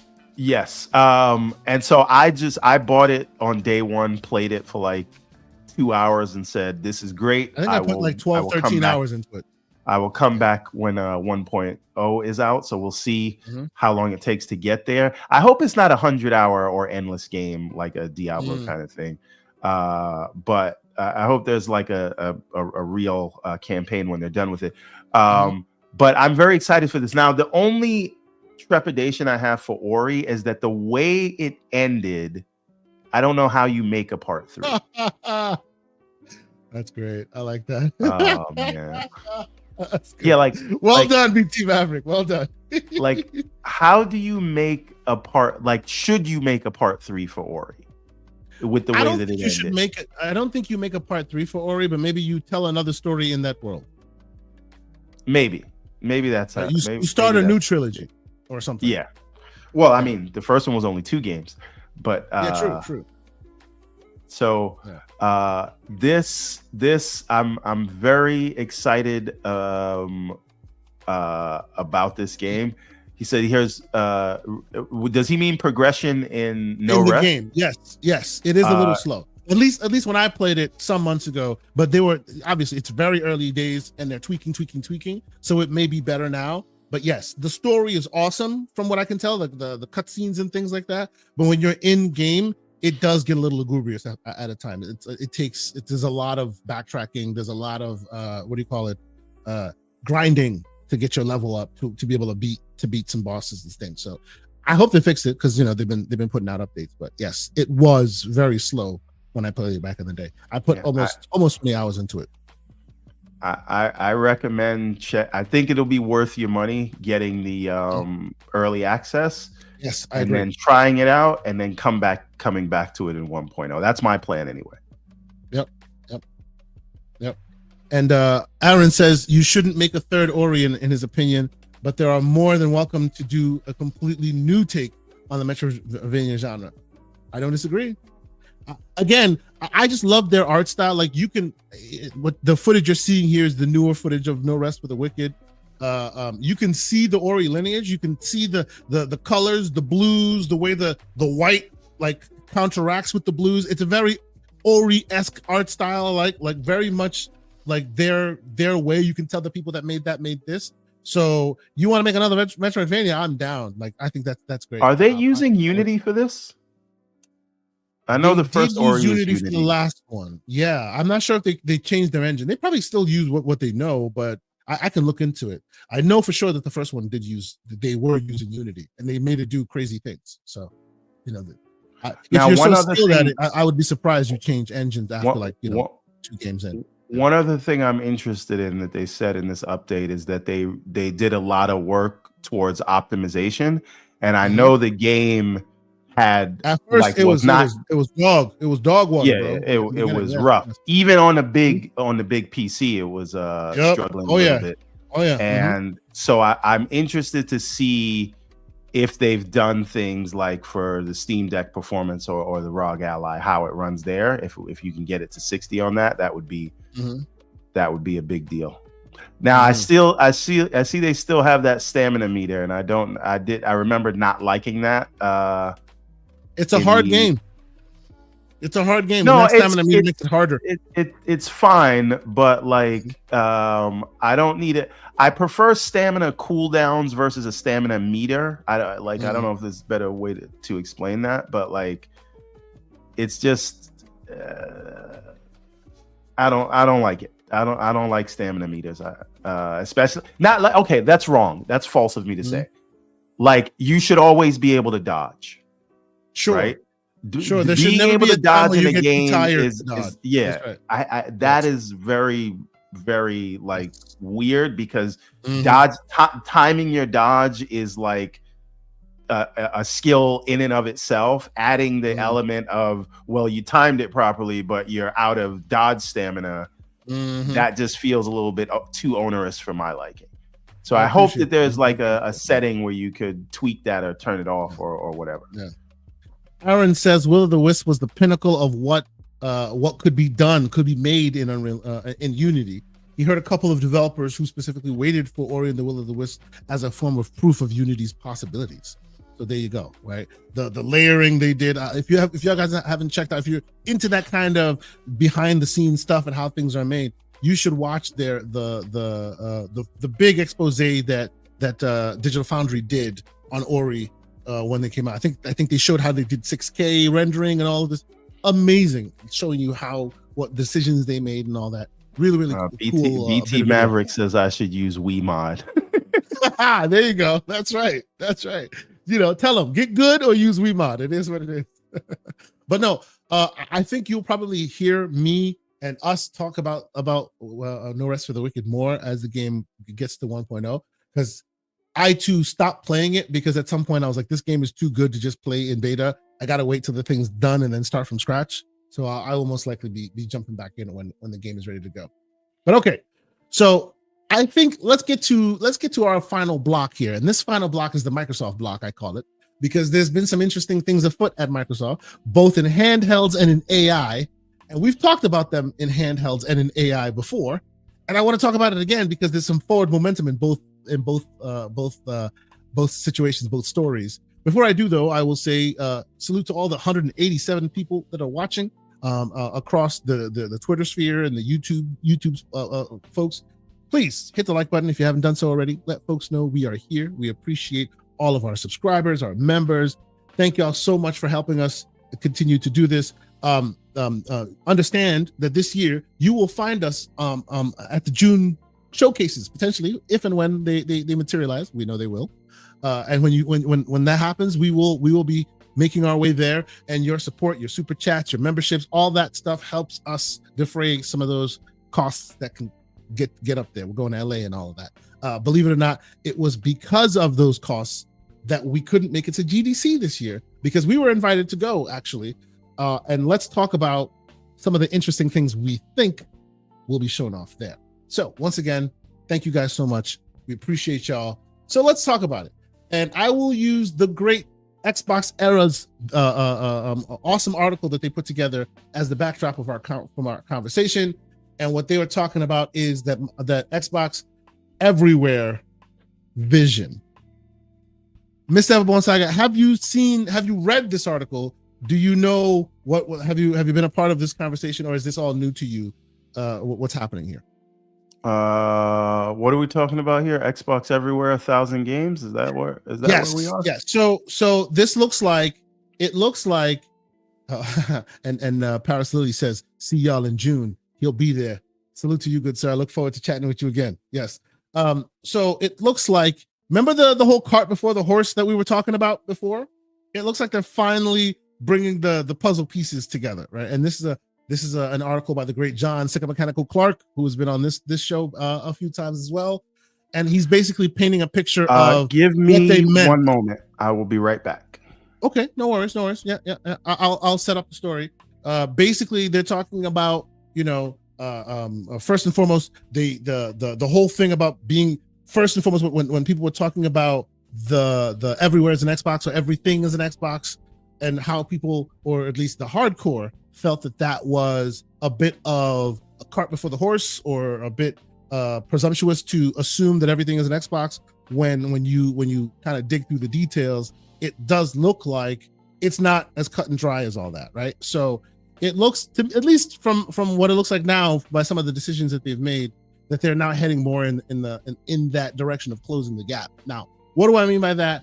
I mean, now it looks like they're taking more of an initiative to get the Play Anywhere initiative going, meaning every game that you buy, or moving forward, they're going to try, at least that seems to be the word, that every game that you buy will have that Play Anywhere initiative. We've already seen some of the newer games coming out with that. And with that, it means you can play it on your console. It also allows you access to play it on your PC. In addition to that, Play Anywhere, they also now obviously have the games that you own that you're also able to stream from the cloud. It just seems to me that every aspect of this is, where you live, we're trying to reach you. You want the cloud? Here's the cloud. You want a native experience? Here's a native experience. You want streaming? Here's streaming. Like, wherever you have you love console, stay on your console. Here's the game, right? And another piece of that puzzle, seemingly about to be entered into the fray here, is a handheld rumored to be coming out from Lenovo, which will also be added to this mix.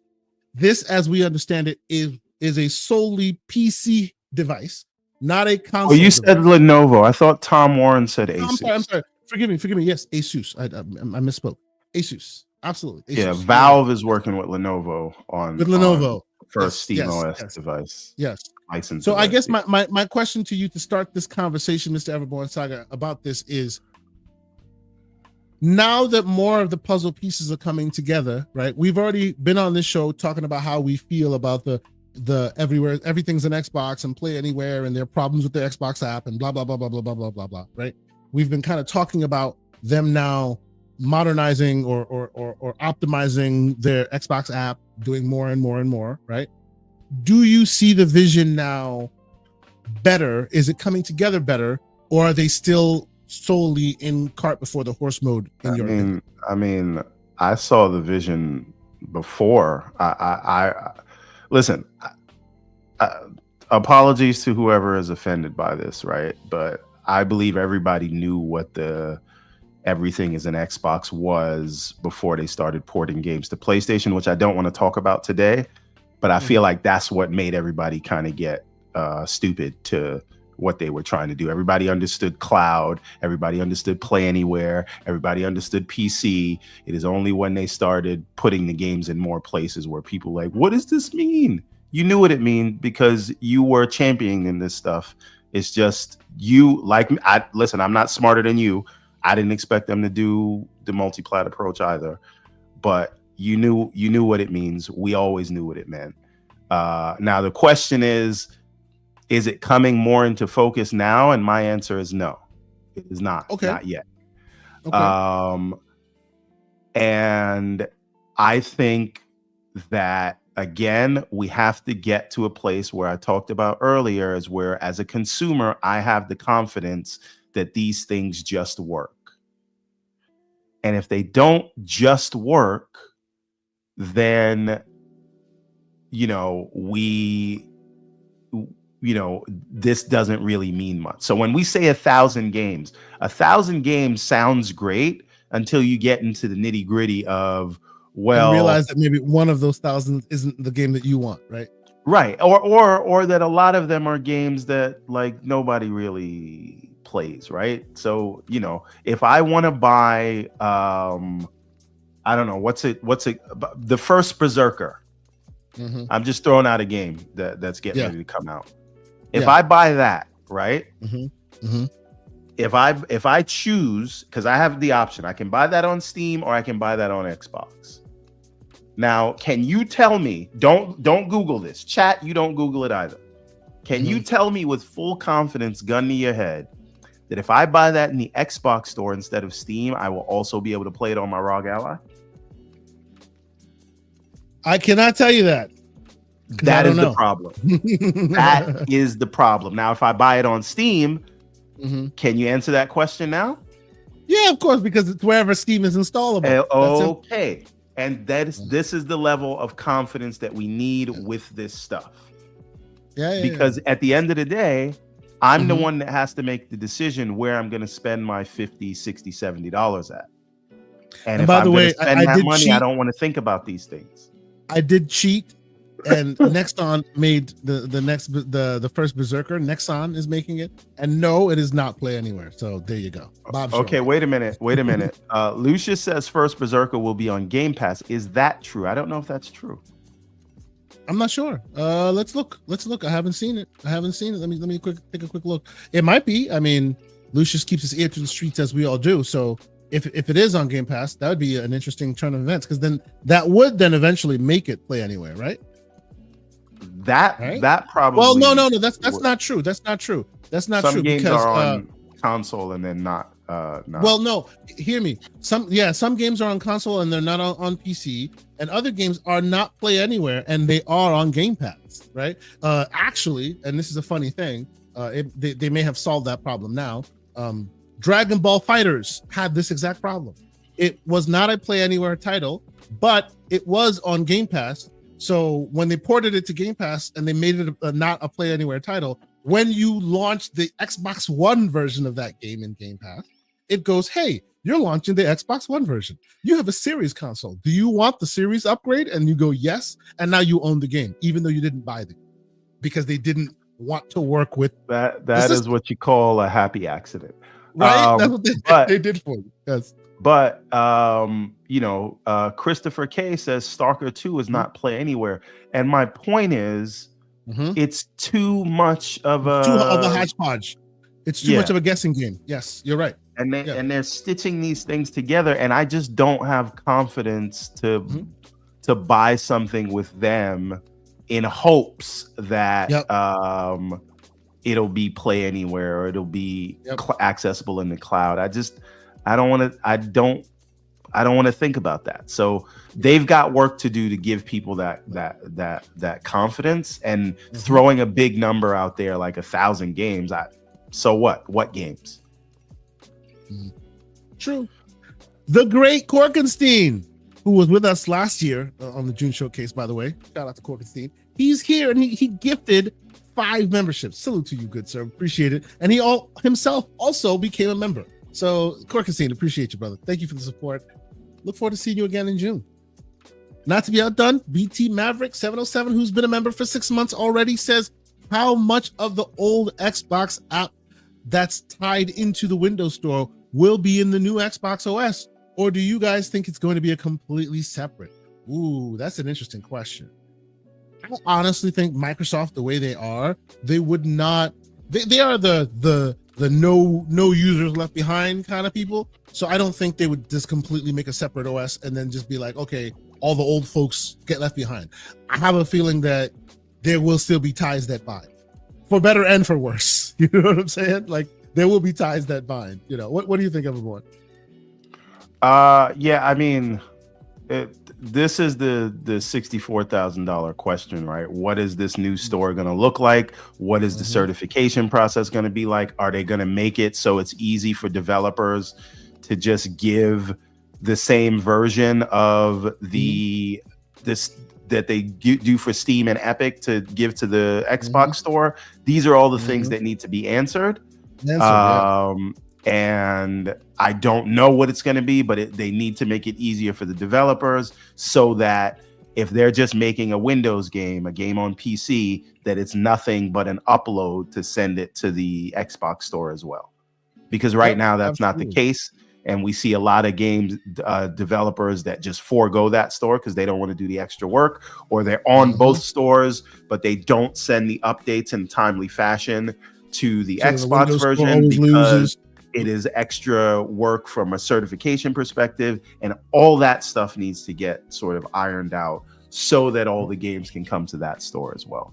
These are the things that they've got to work through. By the way, Karate Laundromat had a comment that I thought was funny. He says, how does Xbox play? Oh, so go ahead. Hold on. I want to find it. How does Xbox? Say it again. How does Xbox Play Anywhere compare to PlayStation Pay Everywhere? So here's the thing.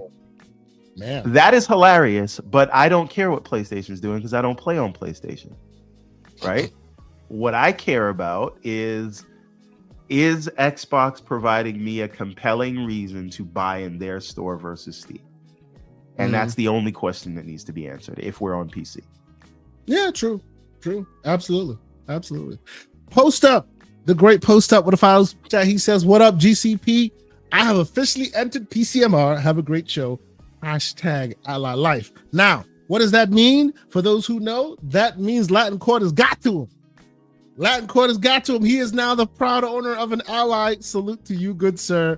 I heard that earlier this week. I hope you have fun with that. If you ever need any tips, any troubleshooting, anything you need to help customizing your thing, let me know, man. We can work it out in the DMs. That means Post is officially a ROG goon, the Ragoons as we call ourselves. The Ragoons, that's right. That's the Ragoons, and he got a super cheap one too. You know how Latin Quarters do. Latin Quarters make it undeniable. As I heard, that deal was undeniable, so it was all good. Anyway, so let's move on to what's on the screen here real quick, which is Project Kenan. Whoa, Black John. We're not talking about Ragooner. That's something completely different. Oh no. What are we doing here? Just said the goons, not the gooners. That's apparently that's not what we're talking about. No, we're talking about something completely different. So, Project Kenan is what you're looking at on the screen here. Obviously, this is not what you'll be seeing. This is a mock-up of what it is, a Ally X with, presumably running more console focused or Xbox focused interface, right? It'll also come with seemingly an Xbox button, which has been modified here. This is a mock-up by Windows Central, right? So this is an article that Jez has that recently released, unveiling the fact that it looks like very soon, probably at GDC, Microsoft will show off their project, their partnership rather, with ASUS, unveiling Project Kenan, which is a device that is built by ASUS, but seemingly is focused or Xbox focused. So it will have, like we said, it'll have a more focused UI. It'll have an Xbox UI, an Xbox logo. How far it goes in the software department, up for debate. Not sure. Nope. Not sure. But I'll put. By the way, I'll put the details of the show of the articles in the show notes, so you can go read it for yourself. Shout out to Jess Corden. You know, he actually broke it down pretty well here. Will it run Xbox games? No, it will not. Right? By no, it will not, we mean if it's a game that you know on Xbox that will that has dual entitlement, play anywhere, that kind of thing, then maybe you will be able to get that.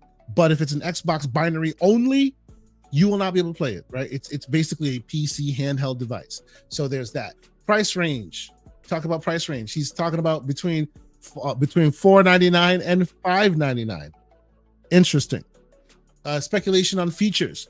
Obviously, it's a Ryzen processor. We're not going to get into too much of the speeds and feeds, but it will be comparable to your Ally X. It'll be comparable to your modern day handheld, right? So I don't see this as the Ally X2 point device, or is that I do think yes, I think it'll be a Strix point device. I have a feeling that it'll be two and they've already talked about potentially 2 SKUs. I think it would be behoove of them to have 2 SKUs, one cost effective and one higher end. So I suspect that they'll both be Strix point processors, but one will have less CUs than the other, most likely. That's my speculation on the matter. We'll see where we have a short amount of time to wait. If there is a more expensive one, does the more that looks terrible. If there is a more expensive one, yes, gross. Does the more expensive one have an OLED screen? I don't know about an OLED screen. Like I would, maybe you go like $499 for the standard IPS display, but there's a more expensive one that has like an OLED display. But see, it's the same processor. To me, that would be a bad look because the processor, the OLED screen is not worth the more expense. You want the power. That's the key here. In these devices, you want better battery. Like screen, no doubt, because you interface with the screen all day. I'm not saying it's not important, but battery, performance, those things are so key. I worry. Or maybe it's battery and screen. Asus. This is Asus, so I worry that they put too much emphasis on the whiz bang and they cheapen out on some of the stuff that matters. You know what I mean? You get 18 gigs instead of 24. You know, stuff but here's the thing, right? Yeah. This is Asus, yes. It is also Asus that is partnered with Xbox, where they're putting their name on the thing. Yes.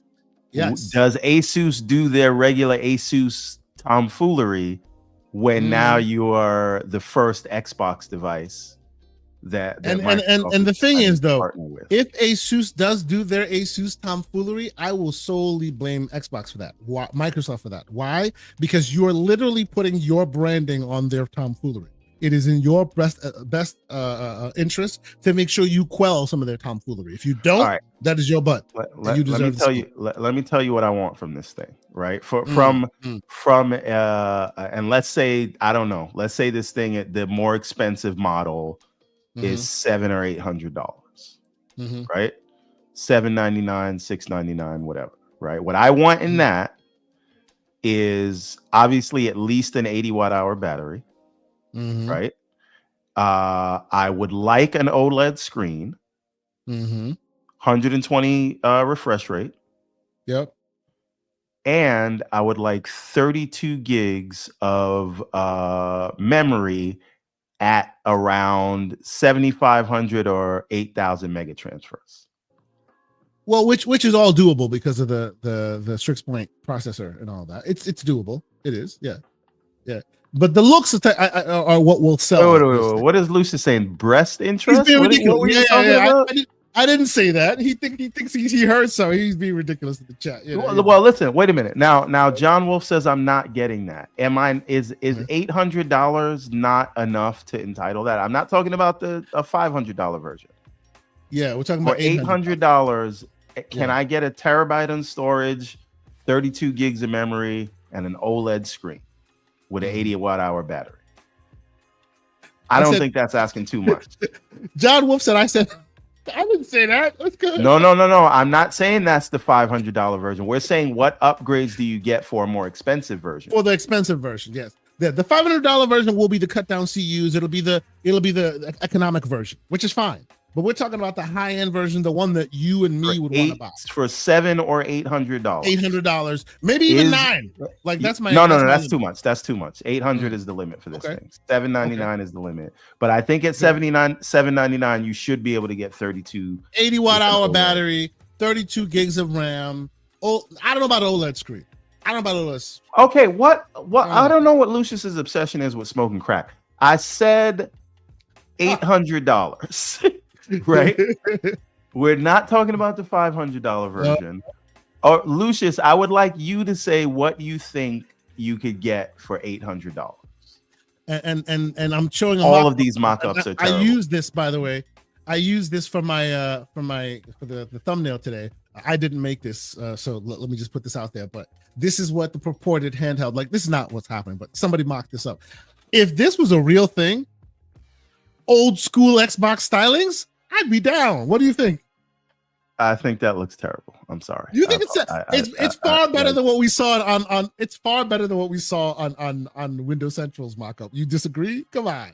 This looks so much better. It's got the cool old school Xbox One styling. It kind of has the almost ROG Ally-esque little aesthetic, and the UI looks like they tried. It's a concept, but I'd like it. To quote a certain horse from Ren and Stimpy, no, sir, I don't. No, sir, I don't like it. Nope, nope.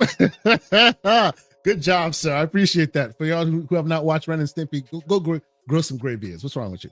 Okay, so he thinks, of course, Paris thinks this looks terrible as well. Hey, it is what it is. Even you and Paris can agree on something. For once, Paris is right about something. There you go. So Lucius says the reason why he thinks you're smoking crack is because 1 terabyte, 24 gigs of RAM, and LCD screen. Maybe you'll get 80 watt-hour battery. No, but here's the problem with that. Here's the problem with that. That is what we got in last year's Ally X. So a year later, we're saying the same specs for $800. That doesn't make a lot of sense. So that's not my argument on that. The reason why I would disabuse that knowledge, that notion, is that is what Asus can do without Microsoft, right? That is Asus Ally X, straight up, right? But now they're literally putting the logo of Xbox on it. I would think they're kind of working together. Maybe they're helping as far as financials or whatever. Like, it is in Microsoft's best interest that this device hits. So if there is some kind of what do you call it? I know for sure they're definitely not going to take a loss on it. But if there's a way that Microsoft can assist them in keeping the technology high but the price aggressive, I think this is the device for it. So honestly, I don't think, because of that, I don't think this is applicable, right? This is what Asus does without the company backing them. This device purports to be the device with the company backing them. I do agree that $800 is probably still the same place, but I think you get more. I can see the 24 turning to 32. I still don't know about the the OLED though, because that tends to be expensive.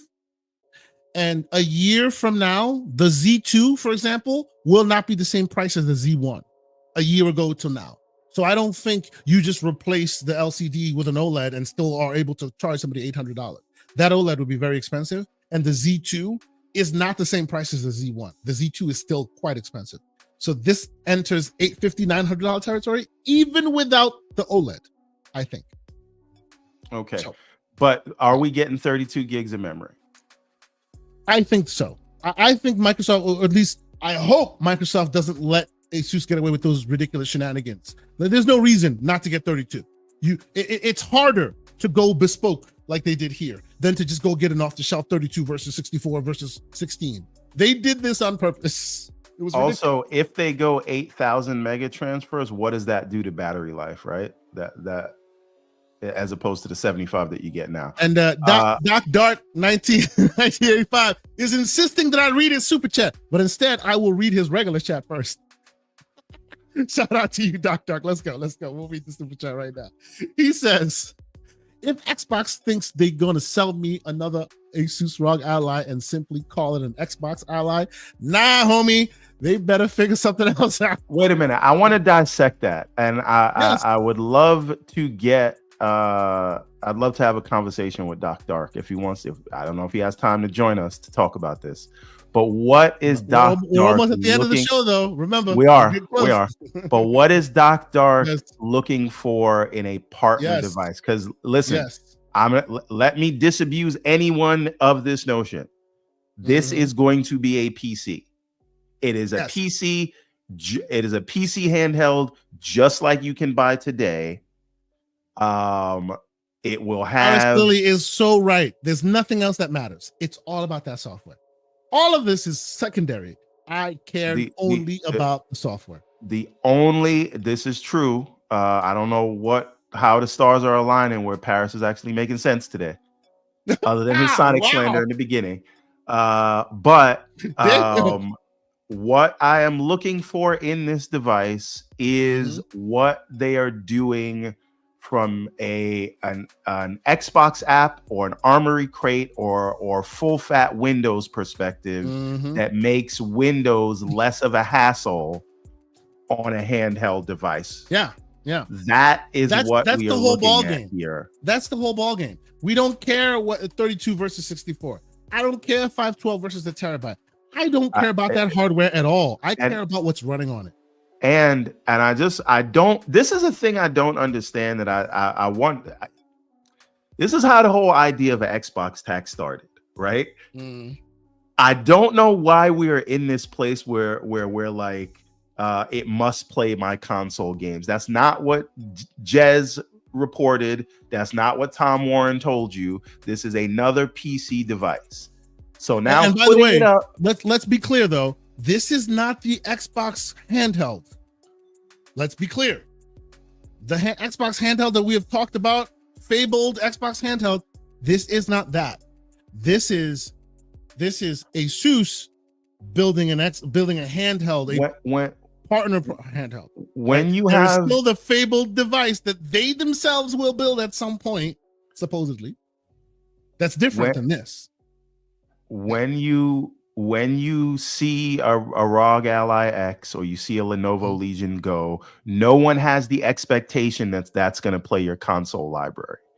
And everything being reported here is that this is a PC with some Xbox branding on it. So why are we even having a discussion about whether it's going to play your console library and saying if it doesn't, that is some kind of, I don't know. It's weird to me that we're even making that and kind of declaring these things failures before you get it. It is a PC device. It is going to play PC games. Can they make the UI better? Hopefully. That's what we're talking about. Listen. Lucius says because that's what people want. That's fine. But even the article says the one that Microsoft is making, their next gen handheld, that is 2027. So that is when you would look for that. Not right now. What you're looking at right now is a PC device. So Doc Dark says, if they make a better PC device, then fine. The best PC handheld can be an Xbox branded one. But if Xbox is simply going to make PC pre-builts, then so be it. I don't think this is that, right? I don't think this is that. This is like, I can see a world where one day MSI does it as well. I can see a world where one day Lenovo does it as well. Maybe HP does it as well. This is all of them bringing their bit of differentiation to the ASUS market, to the Steam market, to the bespoke handheld market. This is not an Xbox console. This is a PC in a handheld format. They're doing what Valve did with the Steam Deck. ASUS is doing, right? And instead of airing on a flavor of Linux, they're just airing on Windows. And they're saying, hey, Microsoft, work with us to make this a bit more console-ified. But it's still Windows, right? The final form, Frieza's final form will be in 2027. We shall see. So make it clear here. I know there's a lot going around. A lot of people asking this and that. I just feel like some people want to be confused. Let's be clear. I don't know. Like, well, if you want to be confused, you can be. But today, here we are. You're listening to us. We're telling you this is another ROG Ally like, but with more of a Microsoft console focus. But it's a PC. Yes. And listen, let me say something a little blasphemous. You see what I did there? Xbox, like the company they're called Microsoft, not micro hard, right? They're a software company. What Microsoft via Xbox should provide you is a user experience that will run on any piece of hardware. So as Doc Dark says, I think what they should be offering you is a pre-built PC, if you consider the Surface a pre-built PC. Yeah. Right? Yeah. Which is what it is, basically. And again, whatever they do in this device that they release, I should be able to get the same update on my Ally X if I don't want to go buy this new partner device, right? Because it's just software. Yeah. So software is what they can provide us as gamers. Lucius, I'll put it up again. Lucius says, who is getting excited about Frieza's second form, though? It's a final form that everybody cares about. We're not telling you to get excited about when he turns into the weird long-tailed whatever. No, we're just telling you what you're seeing is not the final form. So put the pitchforks away, wait till the final form, and then you make your decision, right? If you're waiting for that final form, which we agree is what everyone wants, this is not that. So let's just keep moving, is what we're saying. Listen, I'm excited. I don't care what y'all say. I think this is very cool. And I think I do too. This is what Xbox should be doing. They should be skewing towards Windows, since that's where they are strong, and they should make that experience better for everybody and leave the hardware to their partners to make these things. I think it's the right move. Obviously, execution is everything. And what does Slow-Mo say? I literally said they should do their own PC 5 days ago and was shouted down. I want royalties, and you should get them, sir. They are Microsoft. The Windows is the most dominant platform in PC gaming, and that's what they should skew towards. And that makes a lot of sense. What you're looking at right now, Black John, is Big Head Frieza. That's right. That's not a final form. That's it. Exactly. But I think this is great. This is a new era of Xbox, where their PC partners that normally sell gaming PCs and handhelds, now they can make stuff with Xbox attached to it. That is a good thing for everybody, and I'm excited about it. Yep. Even if it is previously form. His big head form, yes. MJ Dark, member for 13 months. He says Asus will keep OLED for ROG X2, which is actually a good idea. Yeah, if you think about it, why would they give that up to their mid-gen device? Wait a minute. Is this rumored device the Ally 2? No, it is not. It is not. This is in console parlance. This would probably be their PS5 Pro, right? Mid step before their next Ally 2. I thought the X was the PS5 Pro. Don't even know. Let's keep it moving. There are good IPS panels that still keep up with OLEDs. Also, we need 32 gigs of RAM for more VRAM in 2025. Sir, no truer words. Absolutely. Right. And they keep shaving off the corners, expecting people to be okay with less VRAM, which is exactly why we want more RAM, because of the VRAM. Lucius Augustus, the great Lucius, with a $5 super chat. He says, partners have no incentive to actually make the hardware good, which is why people are afraid of PC partners selling trash hardware for more money. Yeah, but I hear that. But I think this really only applies to handhelds. And if you don't make a good handheld, people are not going to buy it anyway. No. Right. And the whole point of PC is that you go where the hardware is the best and they offer you the best thing. A lot of people right now are not happy with NVIDIA, and this is why they're so excited about the AMD 9070s, right? So make bad hardware at your own peril. And I also think that his this worry, while it's a valid worry, it's a more valid worry once the market has been a bit more mature, where it's just device maker after device maker releasing devices, right, one after another. In the early days, like right now, since Microsoft is really pushing them towards a certain direction, it's probably in their best interest to make sure that they represent, like Asus represents them best. So they're probably supervising the process, right? You have to reach a certain threshold before you get to put that Xbox logo on there. They're not just going to allow you to release trash and call it an Xbox, at least not in the short term. We could be wrong, but I would be very surprised if they allow a third party vendor to release something very trash and then call it an Xbox, and they have no problem with that. I honestly think in the short term they're going to be a bit more quality focused. Here's the thing, right? The first MSI Claw came out, nobody bought it because it was trash, right? Well, the processor was trash. Everything else was okay. That's fantastic, but there was an aspect of it that was trash. That was right. Trash. Yes. And again, I know these things don't sell a lot, but the lion's share of these sales went to the ROG Ally and ROG Ally X because they had more marketing, sure, but they made a better all-around device, and that's why people mostly bought that one. So I still think the same thing holds true, that there might be some bad ones, but again, they just won't sell because the reviewers will kill them. True.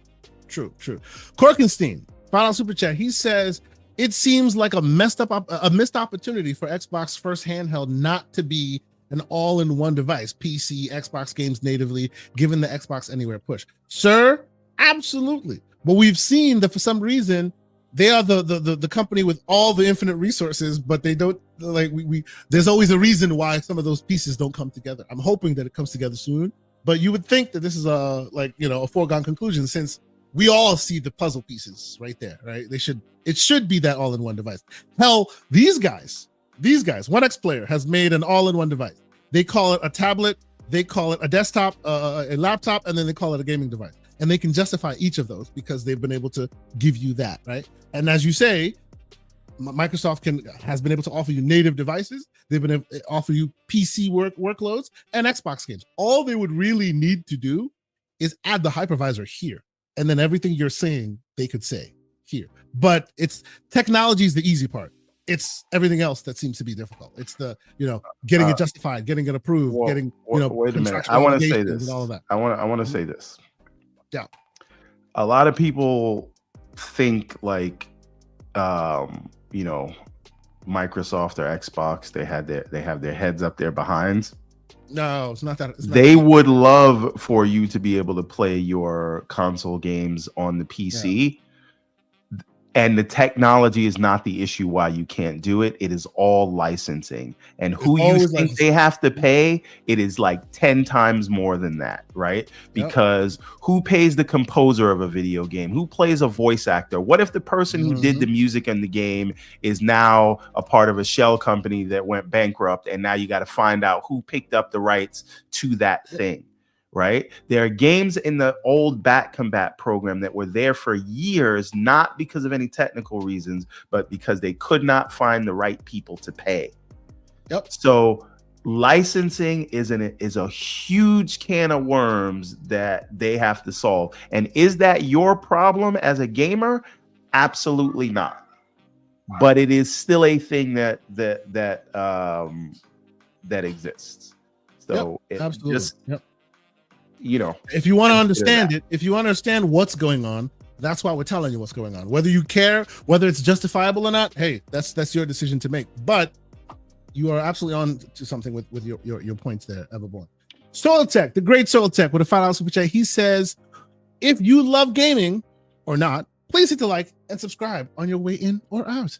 Sir, I appreciate you. Great Soil Tech, great member of our Discord. Always in the Discord, always hanging out, always has a great contribution to our Discord, which you could also be a member of our Discord. Go ahead and hit the hit that link at the bottom underneath the like button there under our about, and right there you will see our Twitter channel. You'll see all the various places you can find us, and then you'll also see a Discord link. Click the Discord link, join us, be part of the conversation, or even better yet, be a member here on YouTube. If you're a member on YouTube, you get access to the VIP chat in the Discord, where from time to time we hang out there. We'll drop game codes. We'll chat with our Discord members. We love all of our community. We always come together. And we have great conversations. So thank you guys. But to your point, did Mr. we lose Asante? I'm here. Can you hear me? Okay, you're back now. You cut out for a second. Yeah, I hear you. Did I cut out? Oh, I'm sorry. You did for me. My connection was fine. Okay. Anyway, let's get to the final topic, and then we can get out of here. Final topic of the show today. to your conversation about who's paying the voice actors and who's paying this and that. I think you saw this story come up. This was early last week. We saw that PlayStation was using AI to make Aloy speak and emote and do all of this stuff. I think you saw that happen. As of now, I didn't see any stories because I'm not on X these days. Oh, you didn't? I don't know anything. Okay. Well, let's give you and I dropped it. Let me put it back on stage here. Let's give you a crash course as to what's happening. So, if you don't know who this is Ashley Birch. She is the voice of Aloy and many other protagonists that you've played in the games you love. She is the voice of Aloy as well. And earlier this week, a video was leaked that showed the PlayStation using AI to make Aloy talk. So they don't have Ashley Birch in there anymore. Literally, and of course, all we have now, the only remnants of this is this GIF, because of course PlayStation took it down post haste. All of the versions of that video is gone now. But yes, let's just say if you saw it, it was basically using an AI model to have it emote and talk, and it even sounded a little bit like Ashley Birch, but it wasn't her, right? And now she of course has come out and is talking about what she thinks about it, her experience. TLDR, she's afraid for the industry. She is worried for the art form. Go ahead, everyone. Let me ask you a question, because there's a show that came out on Netflix, and they're doing this more now. Mm-hmm. So they are actually using AI for localization. So the show may have been filmed in one language, and when they do the dubs, they'll use AI on the faces to make the mouths match whatever language they are localized in. Mm-hmm. I think that's a good use of the technology. I think so too. Absolutely, I do. Absolutely, yes. How is that different from what is happening here, and what makes this not a good use or a scary use of the technology? I'm not saying I don't know. I'm asking a genuine question. Use. Sure. The reason why she's worried about this is because although today, and I'll folks should read the whole thing, and they should read the transcript, and she put a whole thing on Twitter and all of that. They removed her voice, right? This is not her voice. This is literally an AI model talking through this model. So this is her being replaced by the AI model.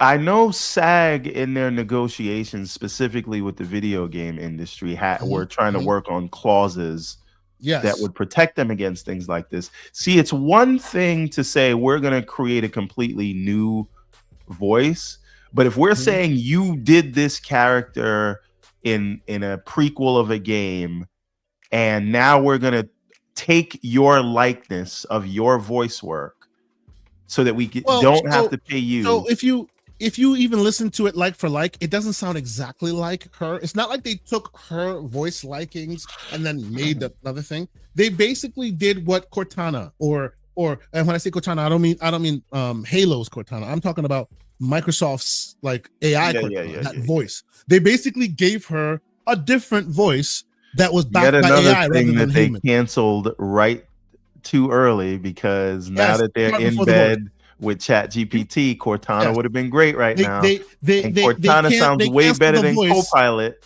but whatever. They cast the voice before they got the brain. I said it a long time ago. Yes, hilarious. Karate Laundromat saying voice actors won't exist in a few years. This is Ashley Birch's fear, basically. TLDR of what she says in this thing. Today, it's not as good as her, but it's already started working. And PlayStation, once it leaked, PlayStation was like, oh, we promise we're not doing it. This was just a prototype. Don't worry. We're not moving forward. It's not a real project. Blah, blah, blah, blah, blah, blah, blah. But the fear is today, her mouth looks really goofy and weird. The talking doesn't come out as naturalistic as when humans do. But as you know, when there's money and there's optimization and they're moving forward, eventually Ashley Birch might not be able to voice Aloy as well as whatever. That's the fear. We'll see. We'll see what happens. I believe that if you give people AI slop, people will know that it's AI slop, and what will come off as more authentic and connect with people will be the people that are still doing the human voices. True. So I say do this at your own peril, because if ever, like, listen, you know that when you call customer service and you hear that G-damned, you know, mechanical voice, and you just want to talk to somebody and hear a human voice, you know when you're hearing that stuff and you don't want to hear it. So if that is what you put Lucius in game, is right, though. It's not going to connect. He's right, though, which is, he says every incentive pushes these companies to completely remove us from financial incentives, right? But this assumes that those companies are owed your money, right? If they make bad stuff, people won't like it. And if everybody is leaning towards the AI stuff, then the people who are doing the human stuff, it will be what people gravitate towards. And then they will make the money. So again, I'm not of the opinion that you can just do this stuff carte blanche and there won't be any pushback. And this is all we'll get, because again, the market will correct itself by the demand of what people want. See, I hear you, and I don't disagree with you. This AI voice stuff, the market will adjust that way. It's a simplistic outlook, and I agree with you on that. But because these companies have a lot of skin in the game, and there's a lot of financial resources to move the markets in the way you want it to benefit financially, they will work to make that. That is the fear, and there's nothing. There's no other side that incentivizes them not to do it. Okay, let me put it to you this way, right? You just saw this whole stuff with Copilot for gaming or whatever. And that's our last story. Yes. Right. And the company really wants me to care about that. I'm going to use another one. I don't give a fuck about Copilot in gaming. Man. And there is nothing you can do to push that on me to say that I'm going to want that. So just because the company wants to do that because they have a financial incentive does not mean the consumer or the gamer is going to buy the AI slop. This is my point. So you could try it if you want to. I get it. But you also have to understand that at some point it will be good enough, because even right now, to this very day, right, for whatever reason, right, you could say it's and Aaron is right with you. He says, "Preach, everyone." That's right. And even to this very day, right now, right, for one reason or another, if you ask an AI to create art, it can do it in scary accuracy, not vocal, but visual art. Why? Because it's able to analyze so many of humans' abilities and mix them and create amalgamation of something different. Even though if you really look into it, you see that the traces of it come from other people, right?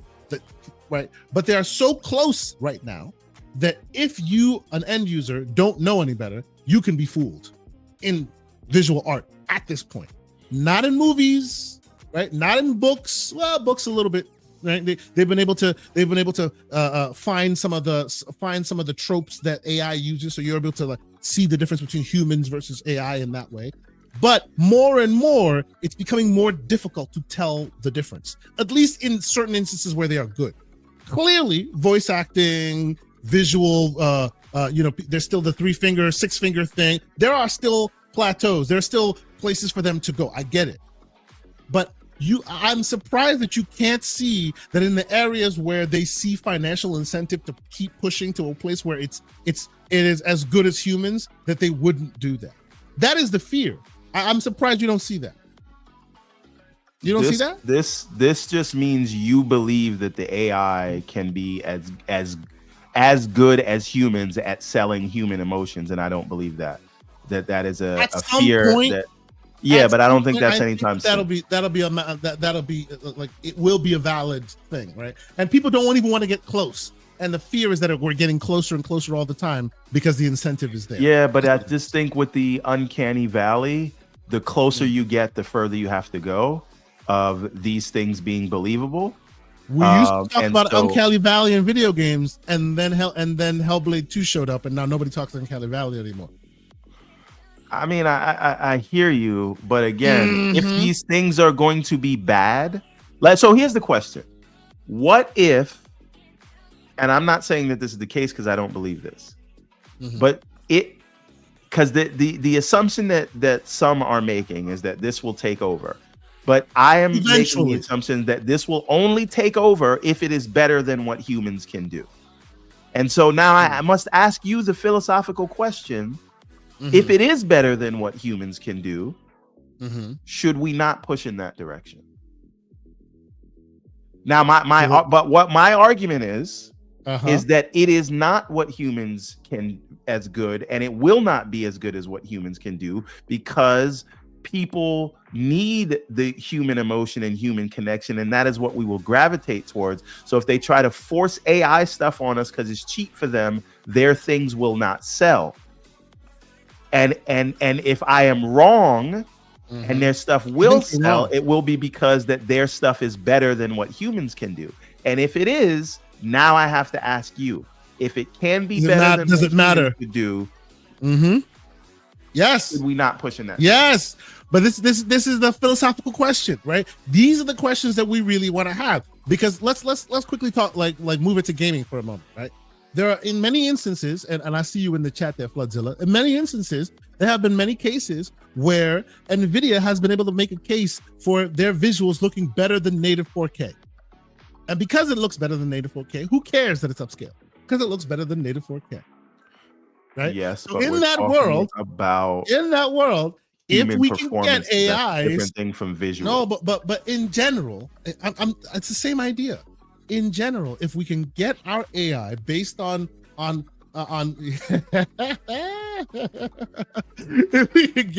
if we can keep working on AI and get it to a place where it's really, really finite, to the point where it's working well, and to the point where normal people can't tell the difference, or sometimes, to your point, hey, it does it better than humans, because there's a difference between AI and humans. Human emotions better than humans. I do not believe it doesn't sleep.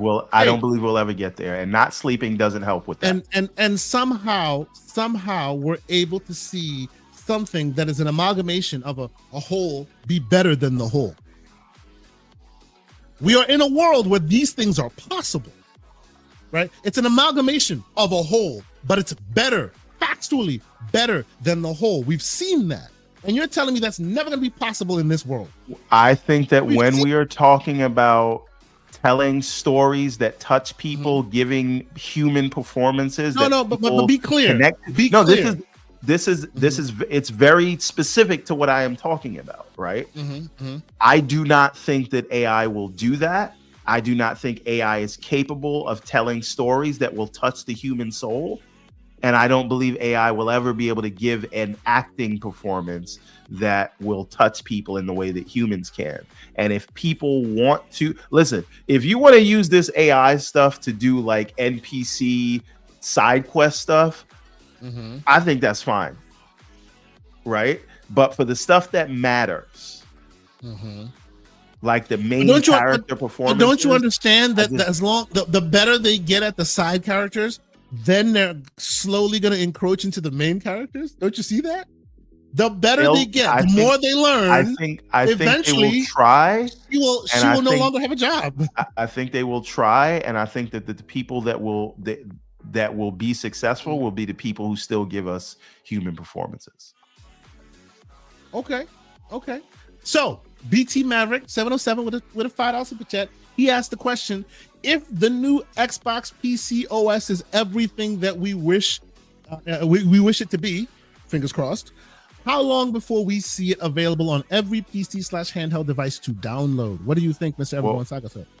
Well, this all depends on what the approach is. If it is just Windows, right, then it will be on every device, right?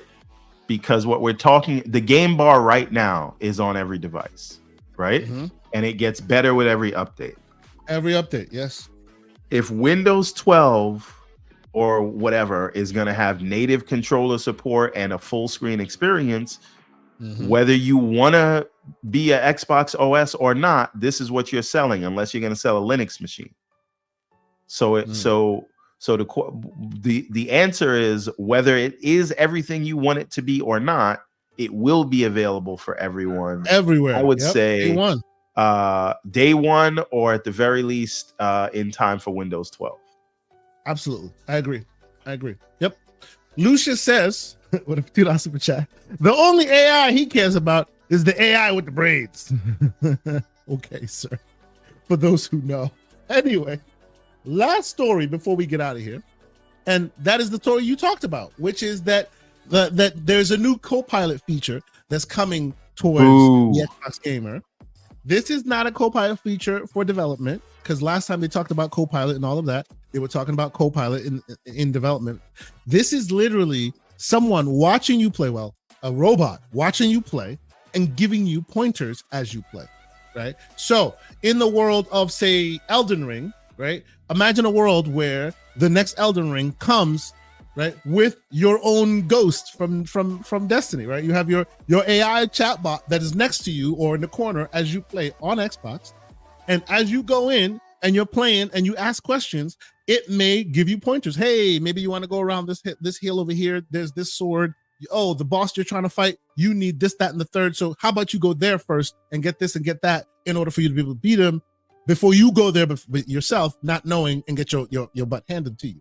Clearly, it's replacing guides. It's replacing going to YouTube real quick. Well, let me ask you a question. Games.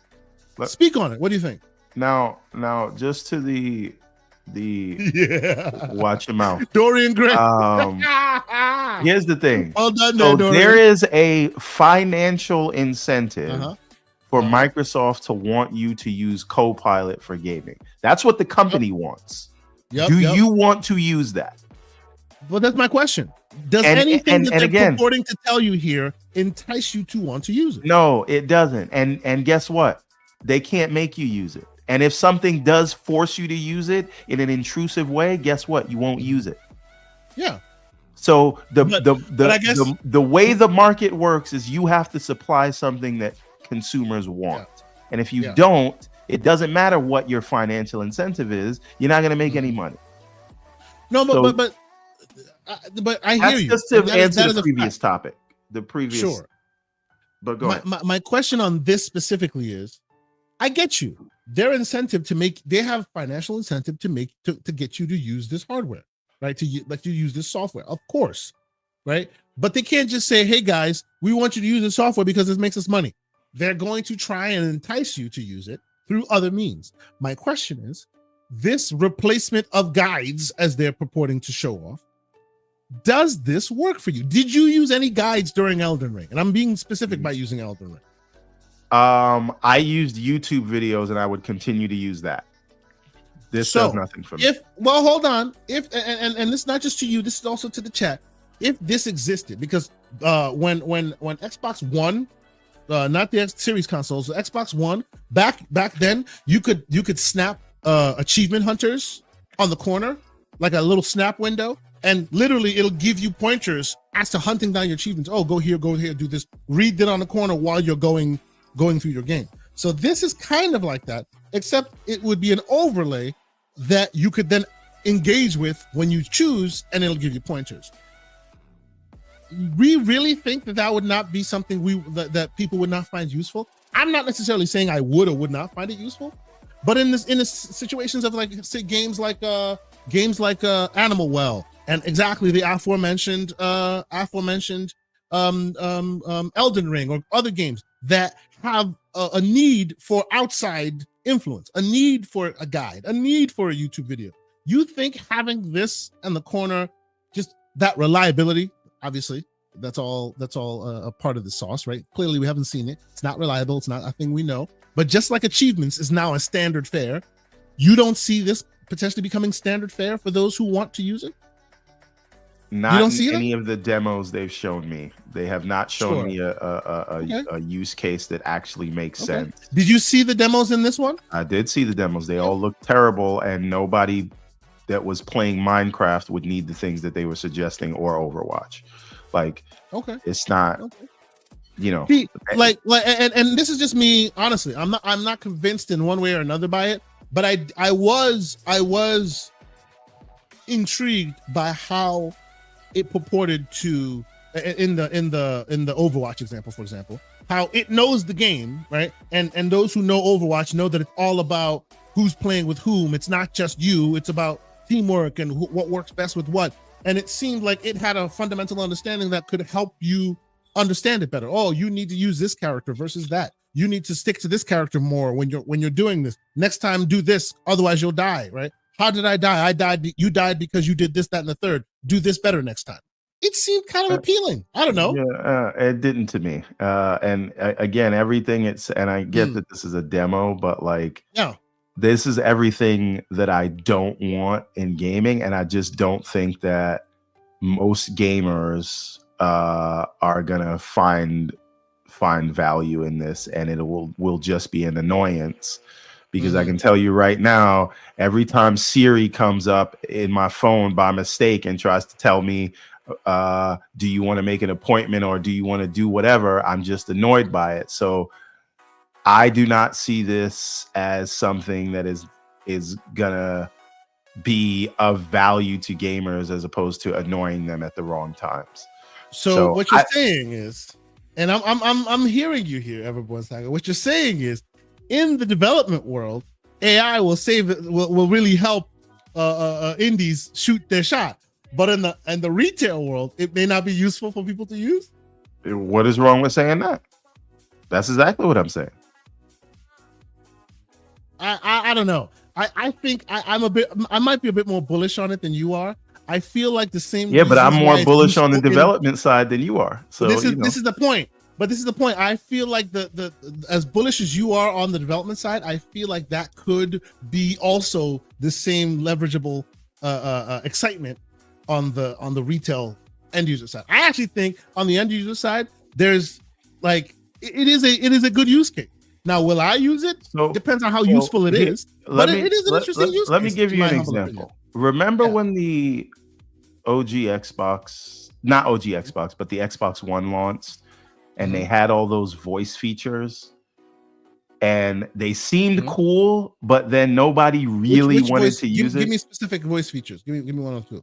The Xbox on, Xbox off, Xbox bring up the guide, all the voice commands. I use that every day until they took it away from my cold dead finger. I understand. And I would actually argue that actually was the precursor to all of the speakers that are in our people's homes today. That I get it, but people don't really like talking to their stuff. They don't. Yes, like they do. That's the reason. No, they don't. No, you didn't talk to Cortana. You don't talk to your Alexa. You don't talk to these voice. Stop lying to the people. Kay? Okay, nobody likes talking to these automated things. We may not have liked the movements and and all of that.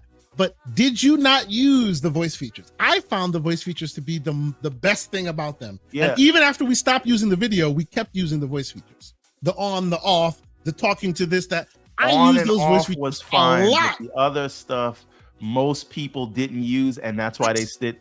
Listen, if everybody was using it, they wouldn't have killed those features, right? So again, nobody's gonna want to talk to an AI. This is again Everborn Saga. Cut it out. This is once again Everborn Saga thinking that nobody needs anti-cheat. Nobody cares about anti-cheat because he doesn't play anti-cheat game. No, it's not. Even if you don't. Listen. If everybody liked using those voice features, you think Xbox would have got rid of them? The numbers-driven company, the company that follows the Excel sheet and doesn't read the room. Let's do our last poll before we get out of here. So the poll we're going to end now was the question of price of Switch 2, which I got to say, it's really neck and neck, man. The $399 is 35% of our audience. The $450 is 29% of our audience. But the $499 is also 35% of our audience. It's kind of funny. Like people are really, really, really like, they're not necessarily sure which side of the house it'll fall on. We shall see. But okay. So let's get to the very last bit of it this year. Okay. So I want to put a poll in the chat, or you know what? I won't even do that. I want people to call it out. I want to see your opinions on it before we get out of here. We have a few more minutes and then we'll get the heck out of here. What do you think? right? It's mainly split even on the Steam Switch 2 stuff, but this AI stuff on the user end of it. Do you think this is useful for you? Do you think, hey, this might be something interesting? It might work, it might not. Or do you think, like Everborn Saga, this is unnecessary? Why are they even bringing this up? This is trash. Get it out of here. We'll take a couple of opinions on the matter, and then we'll get out of here. But while we wait on that, we are right now at 2 hours and 30 minutes. So we are actually at time, and we finally pulled it off, Mr. Everborn Saga. Where can the people keep up with your ongoings this week? What do you want people to know for the week while we're working? Gamescom, GDC, I should say, is very soon upon us. What do you think? They can find me in the digital graveyard, morning Skype, just like I will soon be morning Copilot for gaming. But you can find me on nowhere because I'm not really on X at the moment. But go to everbornsaga.com.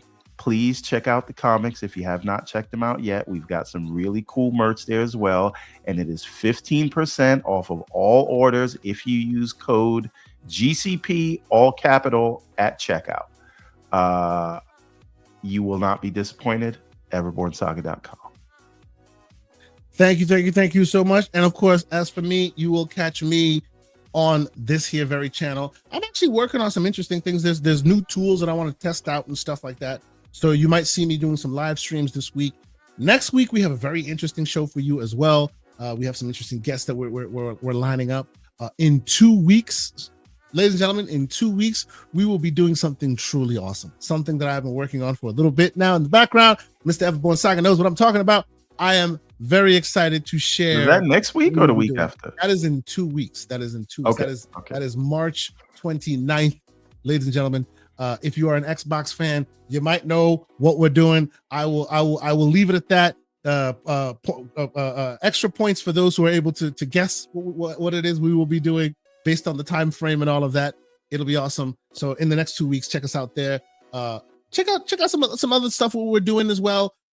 Expected. There's a new tool called Meld, Everborn, that I've been thinking of using because I want to try and diversify the show, give us some different visions and stuff like that. So you guys might be able to see some of the new things that we're working on in the next couple of weeks or so as I get that thing working. But thank you guys so much for being here. We appreciate y'all for sticking with us, rocking with us every week. Expect to see us in June in the showcases and stuff. Expect to see us in other places. Everborn Saga, I think we're expecting to see you in many a comic book convention this year, right?